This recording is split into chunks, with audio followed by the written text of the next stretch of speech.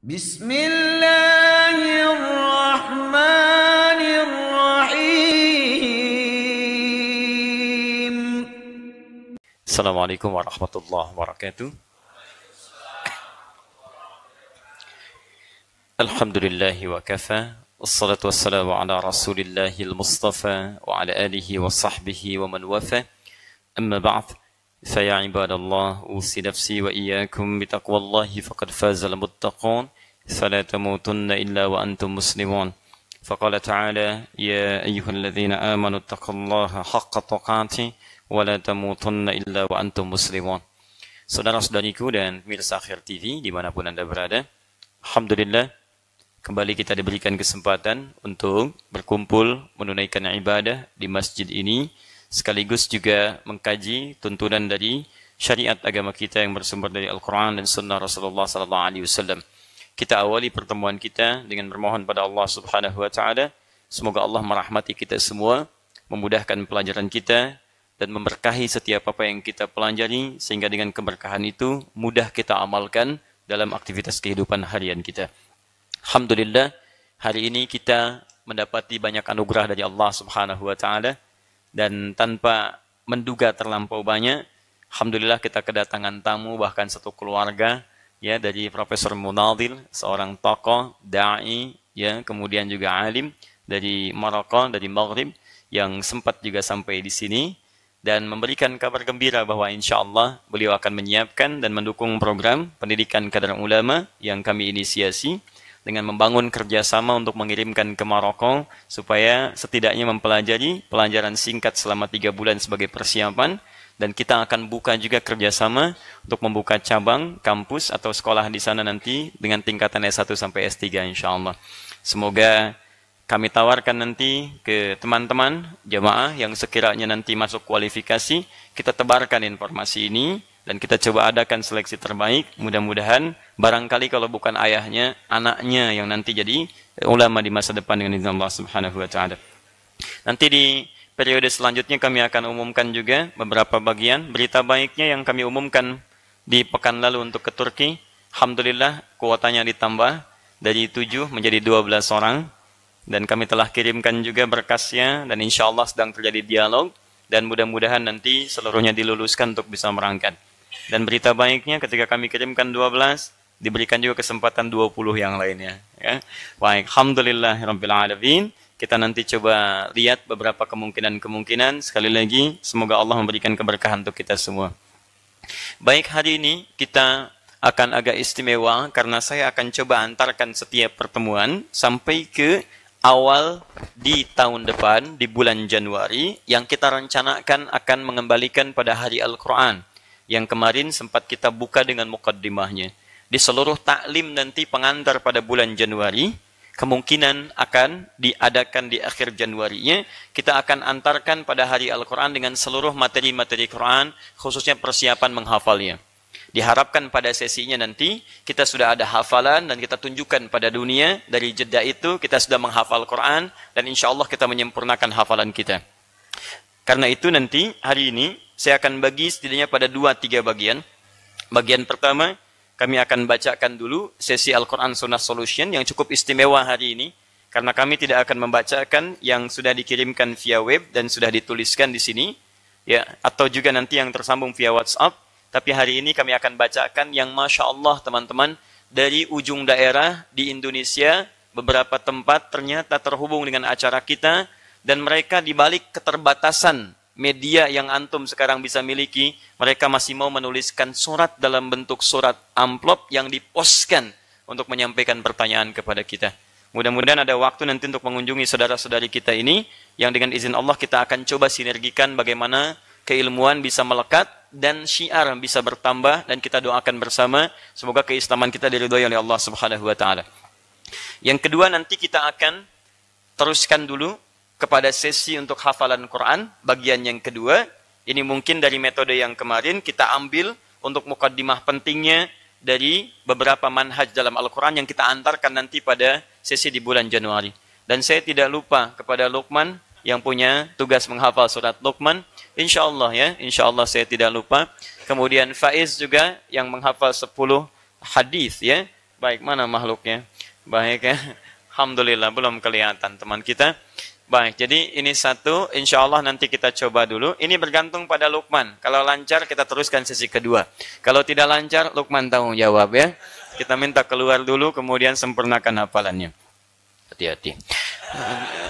3, nanti di akhir yang ketiga, karena ini bagian sesi-sesi terakhir dari pertemuan kita di akhir tahun ini, saya akan meminta dengan segala kerendahan hati, teman-teman yang punya kertas atau nanti panitia minta kertas supaya disebar pada jamaah, Anda boleh tuliskan kekurangan-kekurangan dan kesalahan-kesalahan saya yang Anda temukan, yang dengan itu nanti akan jadi bekal bagi saya untuk bermuhasabah. Saya tidak akan suka mengambil sesuatu dari potongan-potongan atau media sosial yang sifatnya barangkali tidak akan kondusif atau tidak akan juga positif untuk saya dapatkan. Jadi saya dapatkan yang konsisten belajar, yang tahu, yang mungkin ada masukan-masukan untuk kita bersama untuk evaluasi. Dan saya tidak merasa kemudian rendah dengan itu semua. Kita di hadapan Allah semuanya punya nilai yang sama, yang membedakan nilai ketakwaan kita saja. Semoga Allah Subhanahu wa taala meridai insyaallah ikhtiar kita semua. Baik, bismillah bagian pertama. Ini ada 3, yang satu sempat saya keluarkan dari amplopnya. Baik ya. Oh, ini bukan dikeluarkan, maaf saya ralat, bukan dikeluarkan. Tapi orang yang datang sendiri ke sini dari ujung daerah Padang, dari Maninjau sana. Dari ujung daerah Padang datang ke sini, langsung diserahkan ya kepada kawan kami, diteruskan kepada kami. Ya. Kemudian ini ada 3 amplop, saya baca dulu yang ini. Kemudian selanjutnya kita coba buka yang di amplop. Bismillah. Lukman siap-siap. Assalamualaikum warahmatullahi wabarakatuh. Waalaikumsalam warahmatullahi wabarakatuh. Baik. Sebelumnya kami mau minta bimbingan atau petunjuk. Baik, karena sekarang ini baik bermasalah dengan salat. Tayyib. Kita ambil satu saja dulu ya untuk syiar kita semua, walaupun ini sebagian sudah dikomunikasikan. Pertama, banyak lupa dan tidak khusyuk. Ya, semoga di usia yang sudah 76 tahun ini baik, bisa dapat meningkatkan mutu salat. Masya Allah. Ini 76 tahun, masih ingin khusyuk. Ada yang 16 tahun, 26 tahun, tidak peduli dengan salat. Ini cukup menarik ini. Ya, saya sering mendapati situasi semacam ini. Ada seorang nenek pernah berdiskusi, dan beliau menyampaikan satu luar biasa, sambil seduh bahkan mau menangis. Beliau katakan, Ustaz, saya pernah sakit. Kemudian penyakitnya di rumah sakit tidak bisa menjadikan saya sholat sempurna. Saya harus berbaring. Kemudian juga tidak bisa mengambil air wudhu. Saya mesti tayamum.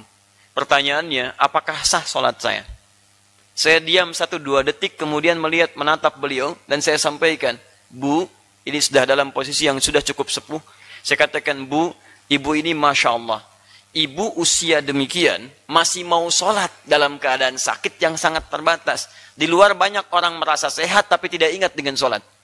Maka pertama, ketika ada nilai dan rasa seperti ini, saya mengajak pada Anda semua syukuri dulu nikmat itu. Karena itu nikmat terbesar yang Allah tanamkan dalam jiwa antum. Kalau sudah ada kecintaan kepada ibadah, sampai pada titik kualitas yang tidak biasa, levelnya beda. Orang hanya ingat sholat, antum ingat khusyuk. Orang ingat sholat fardu, antum gak mau tertinggal sholat sunnah. Itu artinya ada level keimanan yang lebih daripada yang lain. Kalau Allah sudah naikkan levelnya, antum jangan coba turunkan. Karena tidak mudah mengembalikannya lagi pada posisi semula. Misal, Anda biasa sholat tahajud misalnya. Ketika sudah terbiasa tahajud, antum jangan coba tinggalkan. Sebab begitu antum tinggalkan, antum tidak akan mudah mengulang serupa, butuh motivasi 2 kali lipat dari sebelumnya. Beda teman-teman sekalian. Sama. Ketika Anda punya kecintaan sholat, ingin ke masjid, cepat respon. Sebab kalau itu mulai luntur, tidak mudah untuk menemukannya kembali.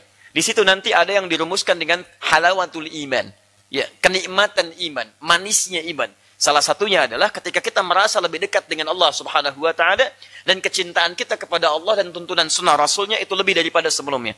Jadi ketika Allah sudah jadi prioritas dalam diri kita, maka di situ Anda akan dapatkan di antara kenikmatan dan manisnya iman. Baik, jadi yang pertama, syukuri dulu ini. Dan cara bersyukur tidak sekadar mengucapkan Alhamdulillah. Saya sering katakan kepada Anda, syukur itu adalah ungkapan yang membutuhkan konsistensi dan komitmen kita. Dalam bahasa bebasnya, syukur itu ungkapan terima kasih atas nikmat yang diberikan oleh Allah kepada kita, dengan cara menggunakan nikmat itu sesuai dengan peruntukan yang Allah tetapkan. Misal, Anda diberikan nikmat sehat mata. Anda ingin mensyukuri nikmat mata. Tidak cukup dengan alhamdulillah. Tapi gunakan mata ini sesuai dengan fungsi yang telah Allah tetapkan. Apa kata Allah? Kullil mu'minina yaghuddu min absarihim. Katakan pada pria-pria yang merasa beriman hanya boleh lihat yang baik-baik saja. Ayat 31-nya untuk perempuan di surah 24. Wa kullil mu'minati yaghdudna min absarihinna. Katakan pada perempuan-perempuan yang merasa punya iman, matanya lihat yang baik-baik saja.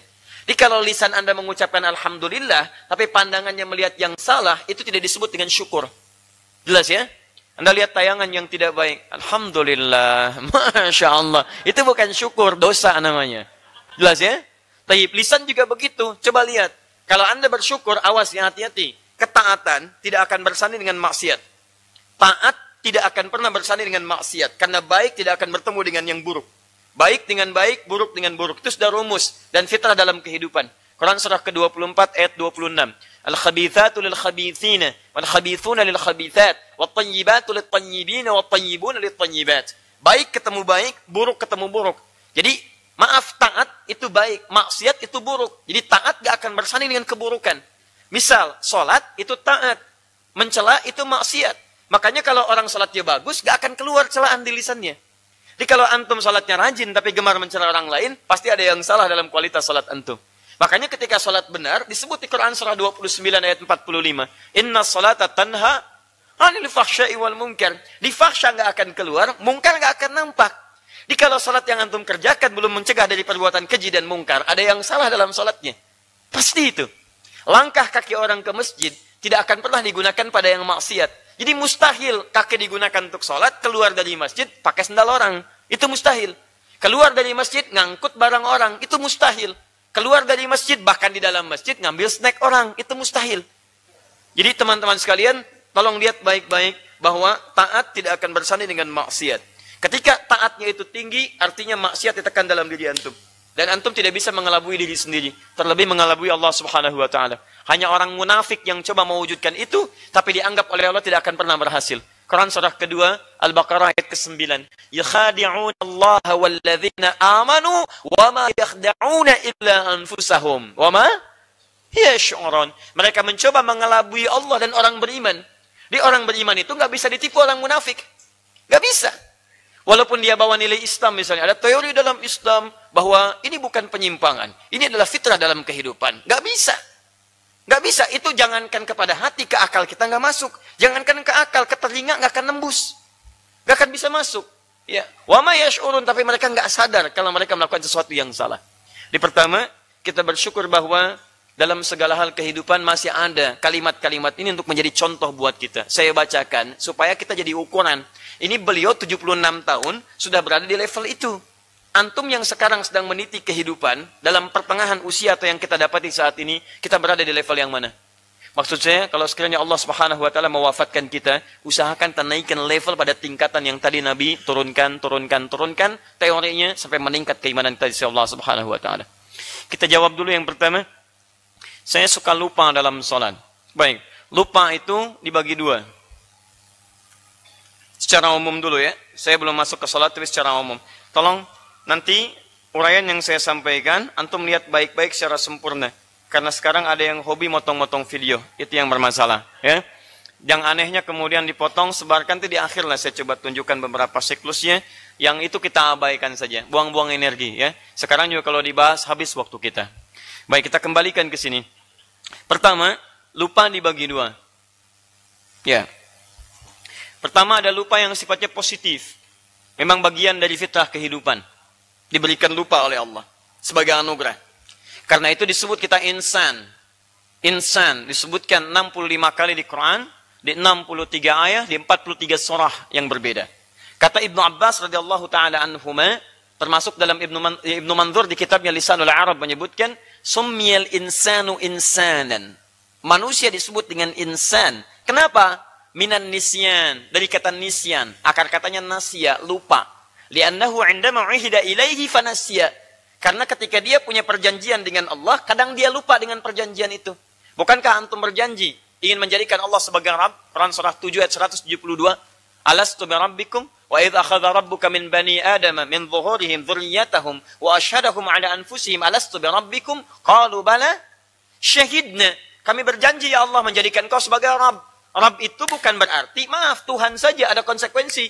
Tuhan yang dipatuhi perintahnya, Tuhan yang disembah dengan segala keagungannya, Tuhan yang diakui segala kemuliaannya, Tuhan yang diakui segala perawatannya, muncul rububiyah, sifat ketuhanannya disebut dengan uluhiyah, Tuhan yang dipanggil ketika kita memiliki kebutuhan-kebutuhan, ada asma wa sifatnya, dengan turunan yang lainnya. Nah sekarang persoalannya, maaf, kadang kita lupa di antara turunan-turunan ini. Katanya, mohon izin, Anda mau patuh kepada Allah, tapi dipanggil sholat belum datang juga. Katanya patuh kepada Allah. Kata Allah jangan sombong, sombong juga. Jangan dusta, masih dusta juga. Coba sampai dengan usia sekarang, berapa kali Anda pernah berdusta dalam kehidupan? Silahkan cek.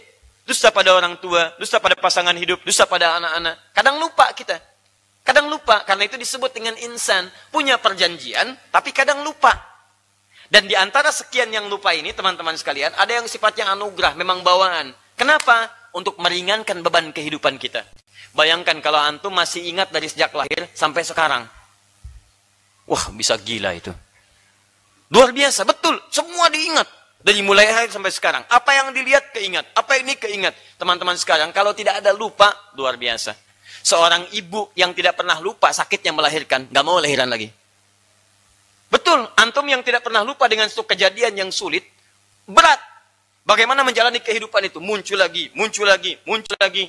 Lihat pohon ada bayangan, keingat gitu kan. Lihat ini ada macam-macam, keingat. Kalau tidak dibuat berikan lupa sebagai anugerah, itu tidak mudah mendapatkan keinginan dalam kehidupan. Itu sifatnya anugerah.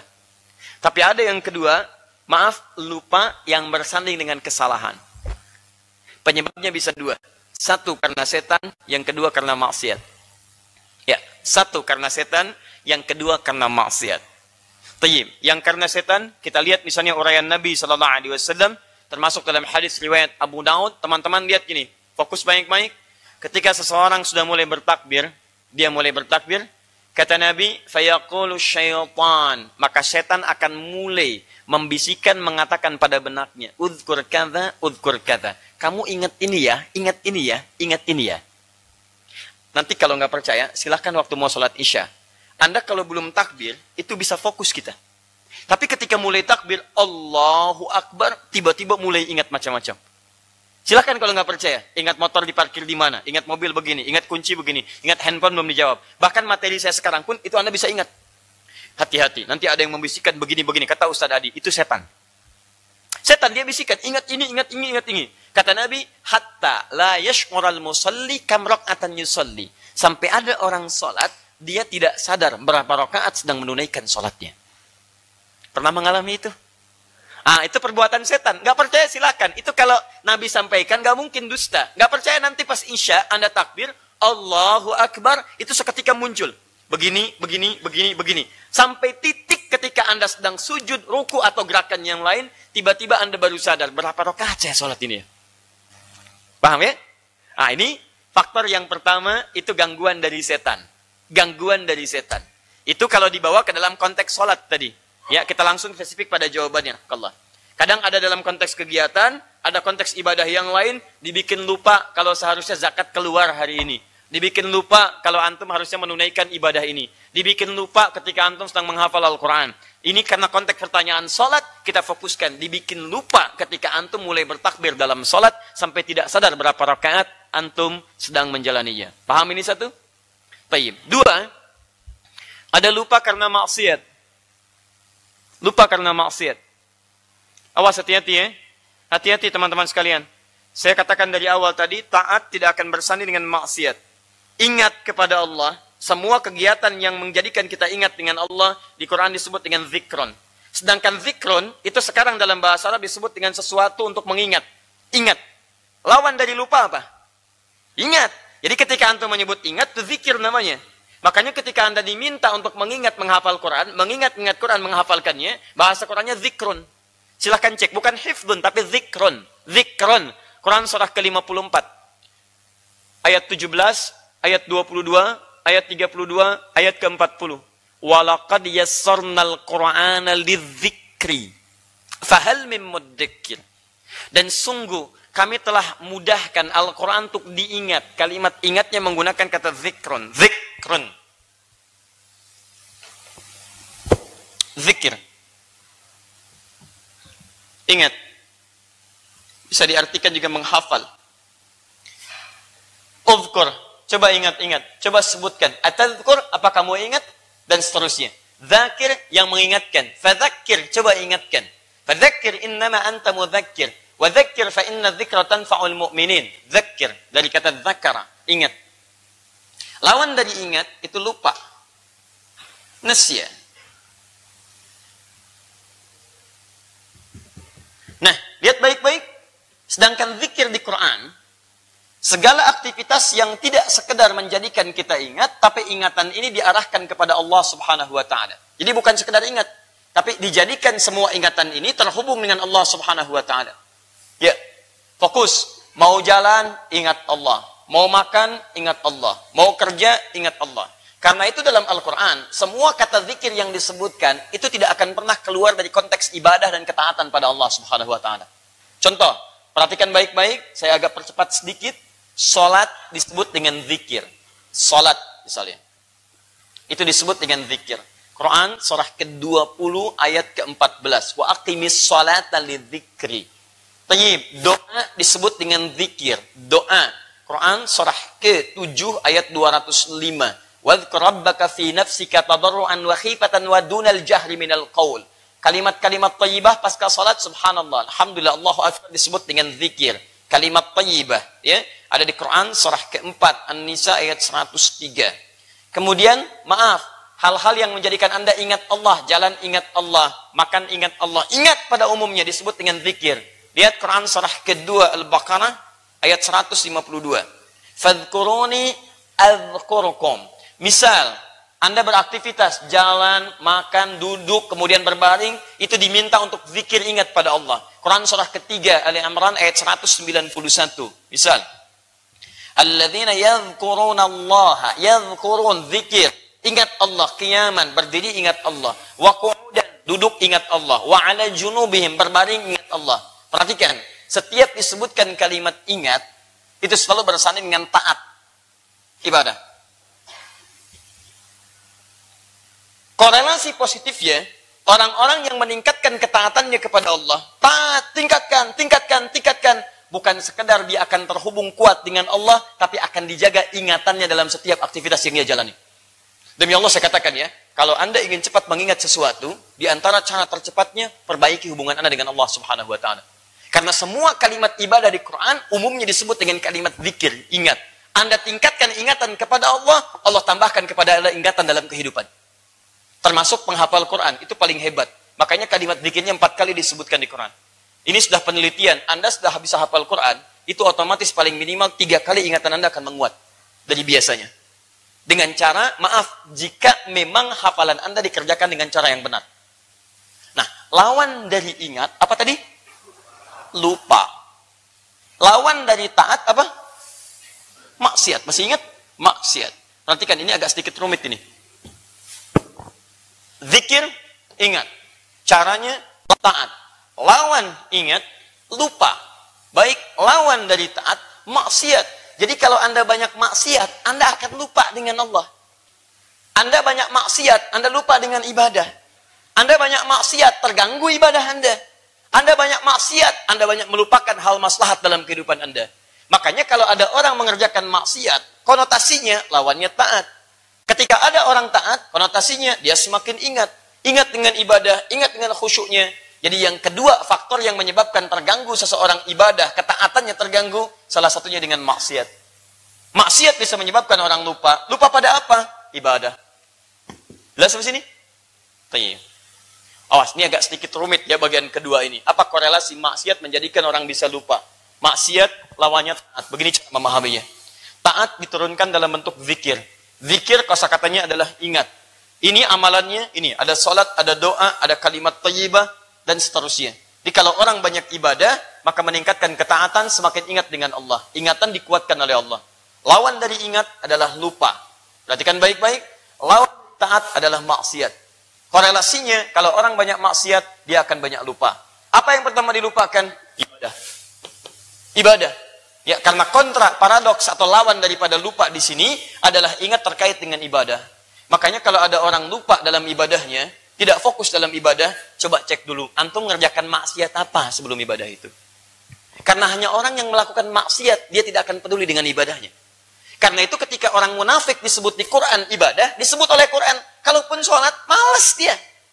Kalaupun ingat dalam sholatnya, cuma sedikit, yang lainnya mikirin yang lain. Buka Quran surah keempat ayat 142, paling kanan sebelah atas. An-Nisa ayat 142. Ini prakteknya. Ini teorinya, ini turunannya, ini prakteknya. Innal munafiqina yukhadi'una Allah wa huwa khadi'uhum. Wa idza qamu ila as-salati qamu kusala. Yura'una an-nasa wa la yadhkuruna Allah illa qalila. Innal munafiqina, sungguh orang-orang munafik itu. Lihat kalimatnya. Yukhadi'una Allah, mereka mencoba mengelabui Allah dalam ibadahnya. Jadi mereka pura-pura seperti ibadah, padahal nggak fokus dengan ibadah. Munafik itu kan termasuk tingkat tertinggi dalam maksiat. Termasuk tertinggi. Makanya muaranya neraka jahanam, Pak, Bu. Munafik itu muara terbesarnya neraka jahanam. Lihat ayat 140-nya. Quran surah keempat, ayat 140, paling kiri sebelah bawah. Langsung ke ujung ayatnya. Innallaha jami'ul munafiqina wal kafirina fi jahannam jami'a. Allah akan menghimpun orang munafik bersama dengan orang kafir di neraka jahanam keseluruhannya. Nah, awas, lihat baik-baik. Ibadah enggak? Ada yang ibadah. Cuman ibadahnya itu karena banyak maksiatnya, dia nggak bisa khusyuk dalam ibadah. Bahkan hanya mengelabui orang saja. Yang penting saya sholat. Dia mencoba menipu Allah. Mengelabui orang sekitarnya supaya kelihatan dia sholat. Yukhadi'un Allah. Maaf. Innal munafiqina yukhadi'un Allah wa huwa khadi'uhum. Padahal dia cuma menipu diri sendiri. Capek-capek kamu sholat. Saya juga nggak perhatikan, nggak tahu mah. Saya nggak nilai, saya nggak berikan pahala. Tapi yang paling menarik, begitu mereka sholat, qamu kusala. Memang sholat, tapi malasnya kelihatan. Jadi kalau Anda, maaf teman-teman, Anda satu kali ada sifat malas dalam ibadah. Misal, mau sholat malas, mau ruku malas, mau sujud malas, hati-hati betul. Hati-hati. Anda mesti evaluasi maksiat apa yang Anda kerjakan sampai membuat Anda malas dalam ibadah. Hati-hati. Pasti pernah maksiat. Gak mungkin kalau nggak maksiat. Dan yang paling berbahaya adalah pada titik yang tertingginya. Lihat. Wala yadhkuru dzikir wala yadhkurunallaha illa qalila, dan mereka tidak ingat dengan Allah kecuali sedikit saja. Sedikitnya apa? Sedikitnya masih mau sholat, cuman dalam sholatnya tetap gak ingat Allah. Yang diingat fulan, ini, itu, maslahat dunia dan sebagainya. Wala yadhkurunallah, tidak ingat. Apa lawan tidak ingat? Lupa. Dibuatlah dia lupa dengan nilai ibadahnya. Jadi kalau ibadah gak ingat Allah, maaf, kadang cepat, kadang lupa rakaat, kadang tidak ada fokus dan sebagainya. Kalau Anda mengalami sifat seperti ini, maaf, coba pikirkan pada diri kita. Dari dua kemungkinan tadi, ada yang positif, ada yang negatif. Di mana posisi kita kalau mengalami seperti itu sesuai dengan pertanyaan Ibu tadi? Ustadz, saya sering lupa kalau sedang sholat, sehingga lupa itu tidak memudahkan saya mendapatkan kekhusyuan. Bagaimana saya supaya khusyuk dan menghilangkan lupa ini? Kalau yang dimaksudkan lupa yang pertama, maka itu bagian yang normal dalam kehidupan. Karena semakin semakin usia berkembang, semakin kelemahan didapatkan. Itu sudah bahasa Quran. Ya, Allah menciptakan kita dari kuat. Semua min ba'di quwwatin dha'f. Kemudian setelah kuat jadi lemah lagi. Sampai kemudian semakin sepuh, semakin melemah ingatan-ingatan kita. Jadi kalau kemudian Anda mendapatkan bagian pertama, itu normal. Cara untuk bisa menguatkannya lagi, supaya terjaga fokus sholatnya, saya sarankan jangan tinggalkan sholat berjamaah. Itu caranya. Simple. Jadi kalau yang laki-laki ke masjid, perempuan nggak bisa ke masjid di rumah. Yang penting jamaah. Sebab kalau berjamaah, ada yang saling mengingatkan. Imam lupa, yang ingatkan siapa? Makmum. Pasti itu. Karena imam satu, Lukman. Makmum banyak. Jadi begitu imam lupa, makmum ingatkan. Kalau makmum lupa, siapa yang ingatkan? Tidak. Yang ingatkan suasana berjamaahnya. Nggak mungkin imam ingatkan. Ya, nggak mungkin. Imam nggak bisa nengok ke belakang. Ya, aduh imam saya lupa. Oh, begini caranya. Batal sholatnya semua. Tidak. Imam tidak mungkin mengingatkan. Tapi suasana sholat akan mengingatkan dia. Misal, Anda harusnya misalnya sujud. Tiba-tiba Anda keingat ruku. Begitu mau ruku, teman-teman sekalian harusnya sujud. Anda menyadari bagaimana suasana salat jamaah menjadikan semua orang sujud kecuali Anda. Maka saat itulah otomatis Anda akan mengerjakan sujudnya. Paham ya? Anda kira rakaat kedua, Anda berhenti, ternyata semua orang naik. Maka Anda otomatis akan mengikuti orang yang lain untuk naik, kemudian menyempurnakan rakaat Anda. Paham? Maka salat berjamaah, salah satu faedahnya, meningkatkan kualitas salat kita dan menjaga dari lupa dalam salat.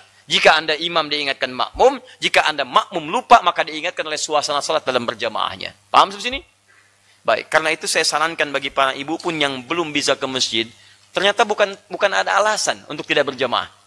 Bukankah di rumah kadang-kadang ada anaknya, ada cucunya, ya, ada misalnya asisten rumah tangga dan sebagainya. Jadi jangan jadikan alasan untuk tidak menunaikan salat dengan berjamaah.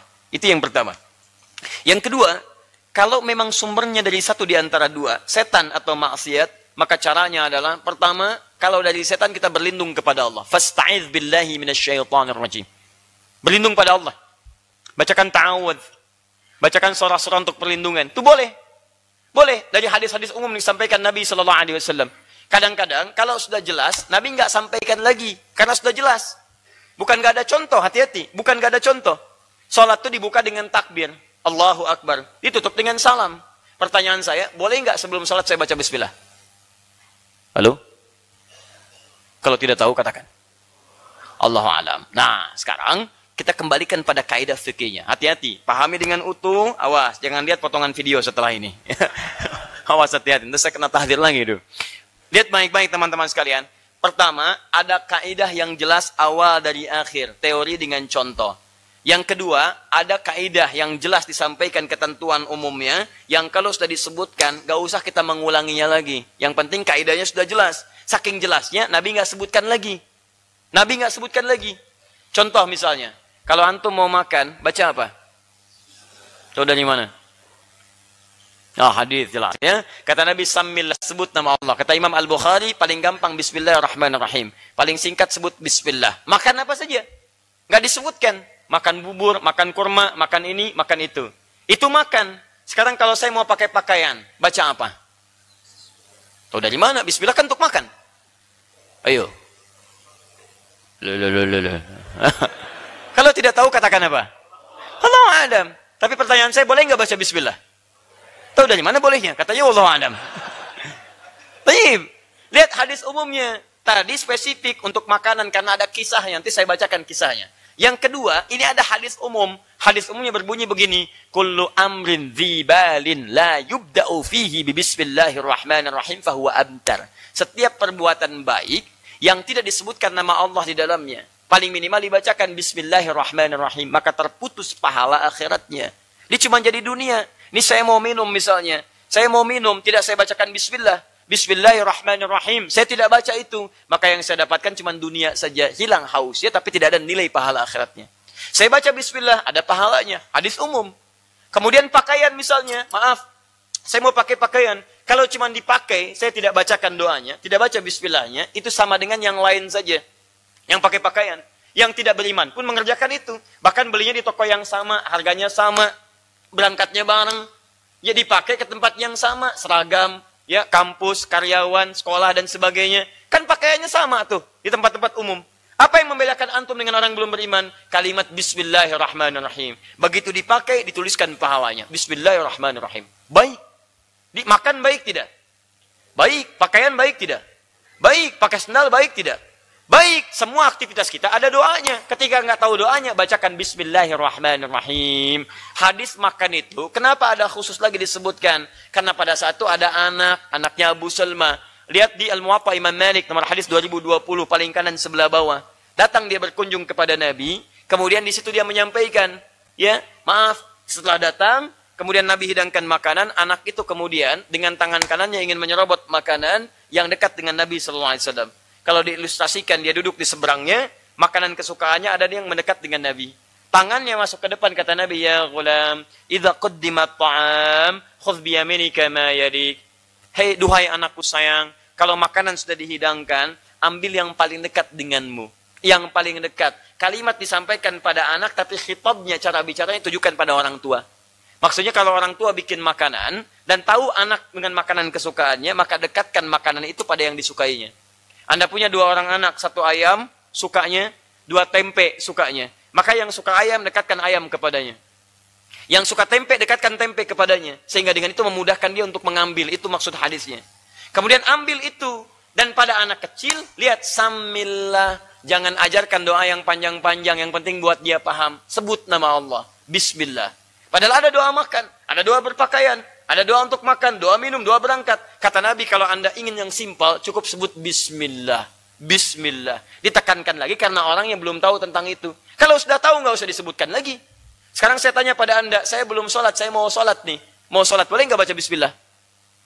Kalau pada hadis tadi, kita ambil keumumannya, boleh disebutkan Bismillahirrahmanirrahim. Sholat yang belum dimulai. Karena saya mau sholat, mengerjakan kebaikan. Begitu sholat dibuka, dibukanya bukan dengan Bismillah, bukanya dengan takbir. Allahu Akbar. Sambil bertakbir, maka hati berniat. Kata Imam Asy-Syafi'i di dalam kitabnya Al-Um, an-niyatu mahalluha fil qalbi muqtarinan bit takbir. Niat tempatnya di hati bersamaan dengan takbir. Ketika lisan mengucapkan Allahu Akbar, hatinya menegaskan saya salat maghrib ya Allah. Saya salat isya ya Allah. Maka di hati ini orang Arab mengatakan usolli fardal isya 4 rakaat. Hatinya menyampaikan, ya Allah saya mau salat isya 4 rakaat. Kita misalnya bukan orang Arab, boleh di hati mengatakan, ya Allah saya mau salat isya 4 rakaat. Sah. Lisan bertakbir. Jadi yang dibaca bukan bismillah. Bismillah. Salah. Bismillah itu sebelum sholat. Bismillah sebelum makan. Bismillah sebelum berpakaian. Dalilnya apa? Hadis umum tadi. Nah, sebelum antum sholat, ada godaan dari setan. Banyak was-was sana sini. Banyak was-was. Apa rumusnya? Kaidah umum. Fasta'iz billahi minasyaitanir rajim. Sebelum sholat, bacakan ta'awud. A'udzu billahi minasyaitanir rajim. Allahumma inni a'udzubika min hamazati syayatin. Wa a'udzubika ayyahdurun. Qul a'udzu birabbin nas. Itu boleh. Sebelum sholat dilakukan. Minta kepada Allah bagi yang merasa banyak gangguan. Kalau tidak merasa terganggu, nggak ada masalah. Langsung takbir saja. Allahu Akbar. Sudah selesai. Jadi munculnya ayat, kemudian ta'awud dan sebagainya. Itu asalnya permohonan kepada Allah supaya tidak ada gangguan-gangguan dari setan ketika ada kerumitan menunaikan sholat. Paham sampai sini? Halo? Jadi latar belakang itu mesti digali. Jangan kemudian orang berta'awud, memang ada masalah dia. A'udzubillahi minasyaitonirrajim. Bid'ah. Masya Allah. Jadi itu yang repot tuh kan. Coba cek dulu, mungkin dia punya latar belakang dan sebagainya. Paham? Dan jangan ditanya juga. A'udzubillahi minasyaitonirrajim. Ada setan ya? Masya Allah, gak usah. Biarin aja. Iya, setannya kamu. Paham ya? Jadi ini kondisinya. Kalau memang banyak gangguan sebelum sholat sana sini, bermohon kepada Allah perlindungan. Dalilnya ada, ayatnya ada dan sebagainya. Terus? Kalau maksiat, bertobatlah Anda. Bertobatlah di hadapan Allah Subhanahu wa taala. Anda bermohon pada Allah, kemudian tobat dengan baik, tobat nasuha, jangan diulang lagi. Kemudian jika terkait dengan Allah, cukup kemudian Anda beristighfar dengan baik, mohon ampunan, akui kesalahan, sesali dan janji jangan diulangi lagi. Ciri tobatnya, Anda benci melihat perbuatan serupa dan berjanji tidak mengulangi lagi. Yang kedua, meningkat kesolehan Anda. Jadi taat meningkat, maksiat tertutup. Paham? Tapi kalau ada kaitan dengan manusia, Anda akan tergantung keadaannya sebelum minta maaf kepada orang yang dimaksudkan. Makanya saya sarankan kalau punya masalah dengan manusia, termasuk di rumah tangga dan sebagainya, jangan diumbar keluar. Masalahnya ketika masalah antum selesai, dengan orang lain belum selesai. Antum punya masalah, diumbar keluar, tuliskan. Aku tidak menduga, ternyata suamiku seperti itu. Masya Allah. Dikomentari sampai ke ujung. Gak nyangka ya. Nyangka. Tuh, yang komen sampai 1000, yang like, yang dislike dan sebagainya. Tiba-tiba masalah antum dengan suami selesai. Masalah Anda dengan masyarakat belum selesai. Disitulah persoalan terjadi. Bagaimana cara menyelesaikannya? Kita lanjutkan setelah menunaikan salat Isya berjamaah insyaallah. Subhanakallahumma bihamdika asyhadu an la ilaha illa anta astaghfiruka wa atubu ilaik. Assalamualaikum warahmatullahi wabarakatuh. Warahmatullahi wabarakatuh. Alhamdulillah, wassalatu wassalamu ala Rasulillah wa ala alihi wa sahbihi wa man walah wa ba'd. Fa ya ibadallah, usi nafsi wa iyyakum bi taqwallahi faqad fazal muttaqun. Fala tamutunna illa wa antum muslimun. Saudara-saudariku, kita telah menunaikan salat Isya berjamaah. Bermohon pada Allah Subhanahu wa taala semoga salat yang telah kita tunaikan diterima oleh Allah Subhanahu wa taala. Demikian dengan amalan-amalan sunnahnya. Tadi pertanyaan yang disampaikan sederhana, sebetulnya jawabannya juga bisa sangat dengan singkat, tapi kita coba turunkan beberapa korelasi-korelasi dengan itu sebagaimana Al-Qur'an memberikan isyarat. Kadang ada satu pertanyaan dijawab oleh Quran dengan 2 jawaban. Dan jawaban itu saling terkait, terkelindan jika itu memang dibutuhkan. Jika tidak, maka tidak ditampilkan. Contoh konkret, Quran surah kedua Al-Baqarah ayat 215. Paling kanan sebelah bawah. Yas'alunaka madza yunfiqun. Mereka bertanya padamu Muhammad sallallahu alaihi wasallam, apa yang harus diinfakkan. Jadi kalau Anda mau infak, ngasih apa gitu. Tapi jawaban Quran, sebetulnya pertanyaan sederhana. Kalau saya mau infak, ngasih apa? Perhatikan jawabannya. Satu pertanyaan, turun dua jawaban.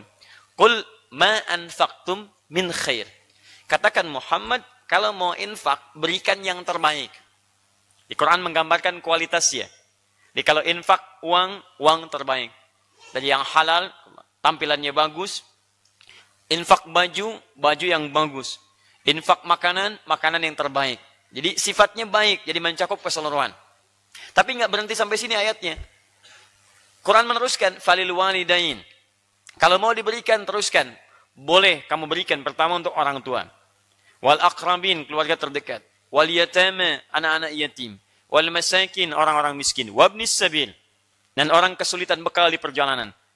Jadi kenapa Quran kemudian menghadirkan ya keterangan-keterangan ini supaya nanti orang ini tidak bertanya lagi hal-hal terkait dengan itu. Sehingga ketika dia diberikan jawaban yang terbaik, dia susul lagi kepada siapa diberikan. Maka ada manhaj dalam Al-Quran memberikan jawaban setidaknya bila ada korelasi terkait dengan yang dimaksudkan. Pertanyaan ini sederhana sebetulnya. Bagaimana kalau saya lupa dalam sholat, apa yang dilakukan? Jika lupanya dalam konteks yang positif karena bawaan dari proses-proses metabolisme dalam tubuh menyesuaikan dengan usia misalnya sampai menghadirkan sifat lupa, maka cara tercepat pertama selalu hadirkan jamaah dalam setiap kesempatan. Kalau sifatnya dari setan berlindung pada Allah Subhanahu wa taala seperti tadi disampaikan, kalau memang dari maksiat maka bertobatlah kepada Allah Subhanahu wa taala. Karena dengan taubat itulah nanti insya Allah segala pintu keburukan ditutup, kebaikan akan muncul, dan kemuliaan akan dibuka oleh Allah Subhanahu wa ta'ala. Ini barangkali yang tadi coba kita jawab pertanyaan yang masuk kepada kita dari Maninjau, dari Padang. Semoga bisa memberikan gambaran kebaikan untuk kita semua insya Allah. Saya akan buka satu amplop dulu, satu yang terakhir. Sebelum dibuka, Alhamdulillah, hari ini Allah antarkan pada kita, di antara sekian jamaah yang hadir, adalah jamaah yang memang berkomitmen untuk bisa menghafalkan satu surah dalam Al-Quran dan berkomitmen untuk membacakannya. Ya, beliau memilih atau dipilihkan surat Luqman sesuai dengan namanya. Nama Luqman, surah Luqman. Masya Allah. Dulu ada cerita saya dengar, ada seorang kiai, Masya Allah punya anak, anaknya istimewa, sampai yang berkompetisi melamarnya ada 3 orang. Maka mengetesnya pakai Al-Quran. Masya Allah. Pertama datang, Anda namanya siapa? Saya Anas Pak, Masya Allah. Baca surat An-Nas, baca. Luar biasa. Kata beliau, bagus kamu ya. Anda siapa? Yang kedua, saya Torik Pak. Katanya, Masya Allah. Baca surat At-Tariq. Baca, bagus kamu. Yang ketiga, belum diminta, udah pucat.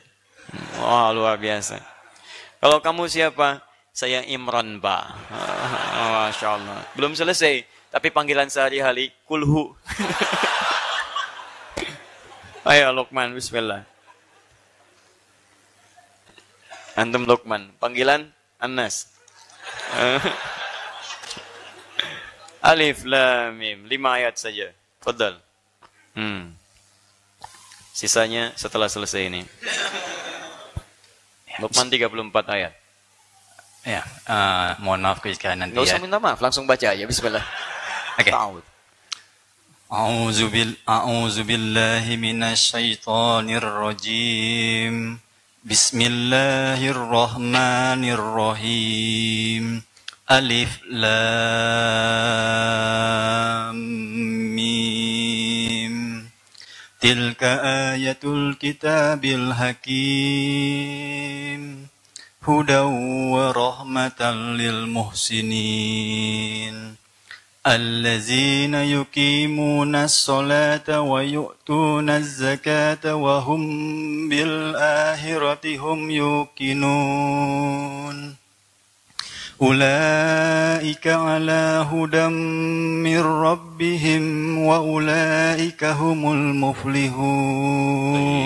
Barakallahu fikum, Masya Allah. Saya tanya pada antum, antum sudah hafal 34 ayat? Belum Ustaz. Belum hafal berapa ayat? Baru insya Allah 21 ayat. 22 ayat. Baik, pertama antum diminta untuk menghafal hari apa? Hari Minggu Ustaz. Bukan, hari Ahad. Hari Ahad. Ada di Minggu. Iya. Hari Ahad. Hari Ahad. Alhamdulillah. Jam berapa? Jam waktu hari Al-Quran itu. Ya? Yang waktu hari Al-Quran. Jam berapa? jam habis maghrib, pada maghrib. Bukan, pada Isya saya minta. Pada Isya. Habis Isya, ya. Maaf, Ustaz, lupa. Baik. Oh, saya minta maaf, lupa. Iya. Baik, jam 9. Jam berapa? Yang? Jam berapa? Jam pada Isya. Pada Isya. Alhamdulillah. Baik, setelah itu dites. Iya. Baik, antum minta dites harusnya pekan lalu kan? Iya, Ustaz. Baik, dari Ahad ke Kamis berapa hari? Ada 4 hari, Ustaz. 4 hari. Baik, kurangi malamnya. Baik, taib. 4 hari kurang. Ya. Sudah hafal berapa ayat waktu itu? Waktu itu pas lagi hari Ahad itu saya baru dapat 15 ayat. 15 ayat. Masya Allah. Antum 4 hari, 15 ayat.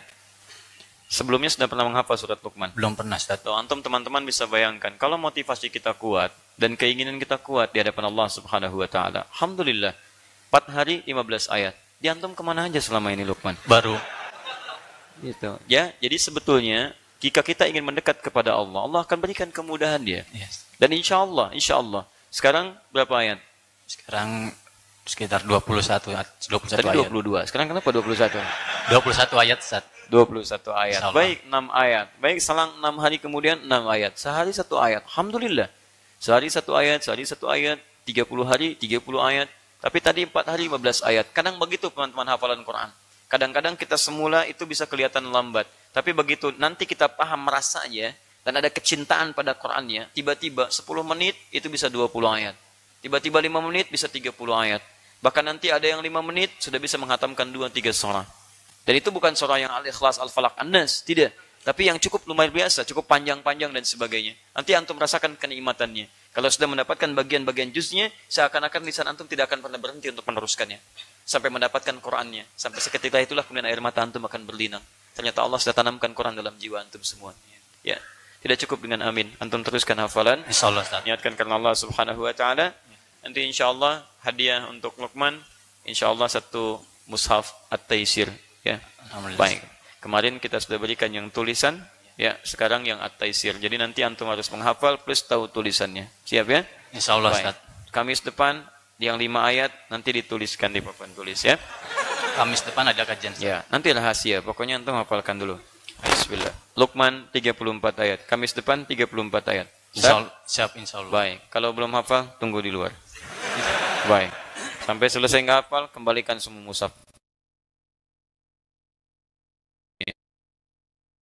Ada kata.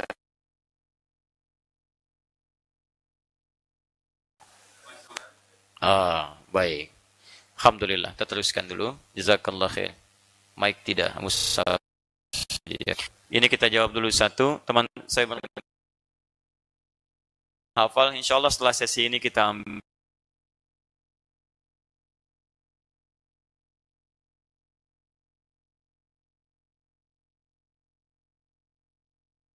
Dan kita ambil sesinya, nanti pas hari Al-Qurannya, saya akan mencoba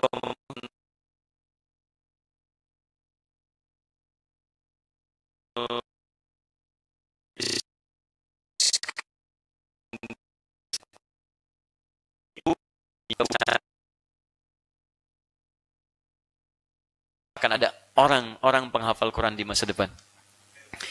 Tayyib, bismillah. Pak Ustaz, Waalaikumsalam warahmatullahi wabarakatuh. Saya mau bertanya, anak saya umur 5 tahun, diberi buku kisah 25 Nabi. Pas dibacakan tentang kisah Nabi Muhammad SAW, anak saya melihat gambar Rasulullah SAW hanya cahaya bertuliskan Muhammad. Anak saya menanyakan kenapa Nabi Muhammad hanya digambarkan cahaya saja. Saya nggak bisa jawab, harus menerangkan bagaimana, sedangkan anak saya masih kecil. Jelas anaknya kecil, kalau besar bukan kecil. Anak saya sampai menangis lama, 3 sekali.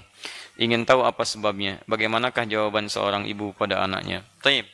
Anak usia 5 tahun, anak itu nanti dibagi dalam Al-Quran pada 3 tingkatan. Pertama, anak usia dini yang masih butuh sayang. Panggilan bunai, bunai, bunai, sayang. Makanya ketika Nabi Yusuf dipanggil ayahnya bunai, ya bunayya, ya bunayya, hei anakku. Nabi Ibrahim manggil anaknya Ismail alaihissalam dengan panggilan bunai, ya bunayya, ya bunayya, ya bunayya. Bunai artinya sayang. Jadi ada ibni itu anak, ya panggilan dari genetik. Ada bunai panggilan untuk sayang. Sama dengan respon pada orang tua. Kalau ayah tuh ada abi panggilan hormat. Buya panggilan sayang. Buya itu juga abi itu bisa disampaikan hormat pada ayah biologis Atau bukan ayah kita, tapi untuk menghormati. Ya, misal, antum ingin hormati dengan panggilan pimpinan antum, kan panggil bapak. Ya, antum Doni misalnya. Ya, pimpinan antum namanya Dani. Ya, nggak mungkin kan panggil bos dengan Dani, sini. Ya, kan tidak kan? Dani, saya mau kasih laporan. Kan Pak Dani, gitu kan? Bapak, Sayyid. Nah, itu dalam bahasa Arab juga demikian. Abi, abun, itu bisa dilekatkan kepada bapak biologis atau orang lain sekitar yang dianggap terhormat. Baik, yang kedua, Buya panggilan sayang. Buya itu bisa panggil bapak biologis dengan panggilan sayang atau panggilan orang lain pada aspek yang kita sayangi pada dirinya. Misal ilmunya, pengetahuannya, bisa. Buya Hamka bukan bapak kita, cuma kita menyayangi beliau dari segi keilmuannya. Karena itu walaupun saya tidak pernah melihatnya, saya panggil beliau Buya. Buya Hamka, Buya Hamka. Karena saya cinta dengan keilmuannya. Kita baca kitab-kitabnya, kita baca tafsir Al-Azharnya, kita teladani akhlaknya, teladani kemuliaannya, Buya. Taib, kalau antum ingin gabungkan antara sayang dengan hormat, itu dipanggil dalam bahasa Arab dengan abati namanya. Ya abati, abati, abati. Makanya di Quran selalu ketika ayah manggil anak bunai, anak respon ke ayah itu abati. Ya abati, inni ra'aitu ahada asyara kaukaba, wasyamsa wal qamara ra'aituhum li sajidin. Pa, atas hormat nanda dan sayang nanda pada papa, di mimpi tadi lihat. Ceritain mimpi aja penuh dengan hormat dan rasa sayang pada orang tuanya. Bagaimana sayang dan hormat muncul? Karena orang tua memberikan sayang pada anaknya. Makanya kalau antum ingin dihormati, disayang oleh anak, berikan penghormatan dan sayang kepada anak. Maka muncul kaidah dalam hadis, laisa minna man lam yarham saghirana wa yuwaqqir kabirana. Bukan golongan kami, kata Nabi, orang yang tidak menyayangi yang kecil, tidak menghormati yang besar. Jadi kalau yang besar ingin dihormati, sayangi yang kecil. Anak antum sayangi, cucu sayangi. Begitu sayang muncul, hormat muncul, nanti dari anak ke orang tua pun akan muncul rasa yang sama. Jadi kalau antum misalnya tidak dapat penghormatan dari anak, jangan dulu marahi anak. Coba cek. Coba apa yang telah antum berikan dalam perjalanan anak itu sampai dia punya sikap demikian terhadap antum. Itu poin besarnya. Ditangisi dulu sikap antum sebelum antum memarahi anak atau hal-hal yang lainnya. Kadang-kadang mohon maaf, antum lebih senang misalnya, maaf, terhilangkan waktu dengan ya keluarga atau anak-anak dibandingkan dengan kehilangan sekejap dengan handphone antum. Seharusnya handphone yang dibanting, bukan anak yang dimarahi. Ya, dalam tanda petik ya. Ini hanya kisah-kisah untuk mengingatkan kita saja. Nah, ini pertama. Pada anak yang usia sekian, seperti ini nanti 5 tahun, ya masuk 6 tahun, belum ke akal balik. Sayang itu lebih disampaikan. Sayang, sayang, sayang. Dan pendidikannya simpel, masuk pada dunianya. Jangan digambarkan pada jawaban orang dewasa, nggak akan nyambung. Ya, 2, nanti kita jawab ini. 2, itu sudah mulai masuk ke level balik. Ya, menjelang balik. Kalau yang seperti itu, maka sayang sedikit kurangi, masukkan perintah. Perintah. Makanya Luqman ketika mengajarkan anaknya, itu mulai ke perintah. Sayangnya muncul, tapi perintah muncul. Quran surah ke-31, surah Luqman, ayat 13 sampai dengan ayat 19. Di bawah 21. Ya, 13 sampai 19. Di bawah 21. Luqman. Taib. Lihat kalimatnya teman-teman sekalian, kanan sebelah bawah. Ya, wa idh qala Luqmanu libnihi wa huwa ya'idhuhu ya bunayya la tusyrik billah. Kalimat la tusyrik diawali dengan panggilan bunay. Bunay dulu, sayangnya masih ada, tapi perintah muncul. Apa perintahnya? Jangan berbuat syirik kepada Allah. Ukurannya sudah naik. Ya, sudah mulai naik, sudah mulai paham, perintah muncul. Tapi kalau pada anak-anak yang sifatnya belum paham dengan nalar itu, maka nggak usah ada perintah. Bingung dia. Jangan musik ya. Musik itu apa, Papa? Antum yang capek. Maka antum jangan libatkan perangkat di rumah yang mengajarkan dia pada kemusyrikan. Acara kartun yang dia tonton, TV yang dia lihat, jangan hadirkan nuansa kemusyrikan.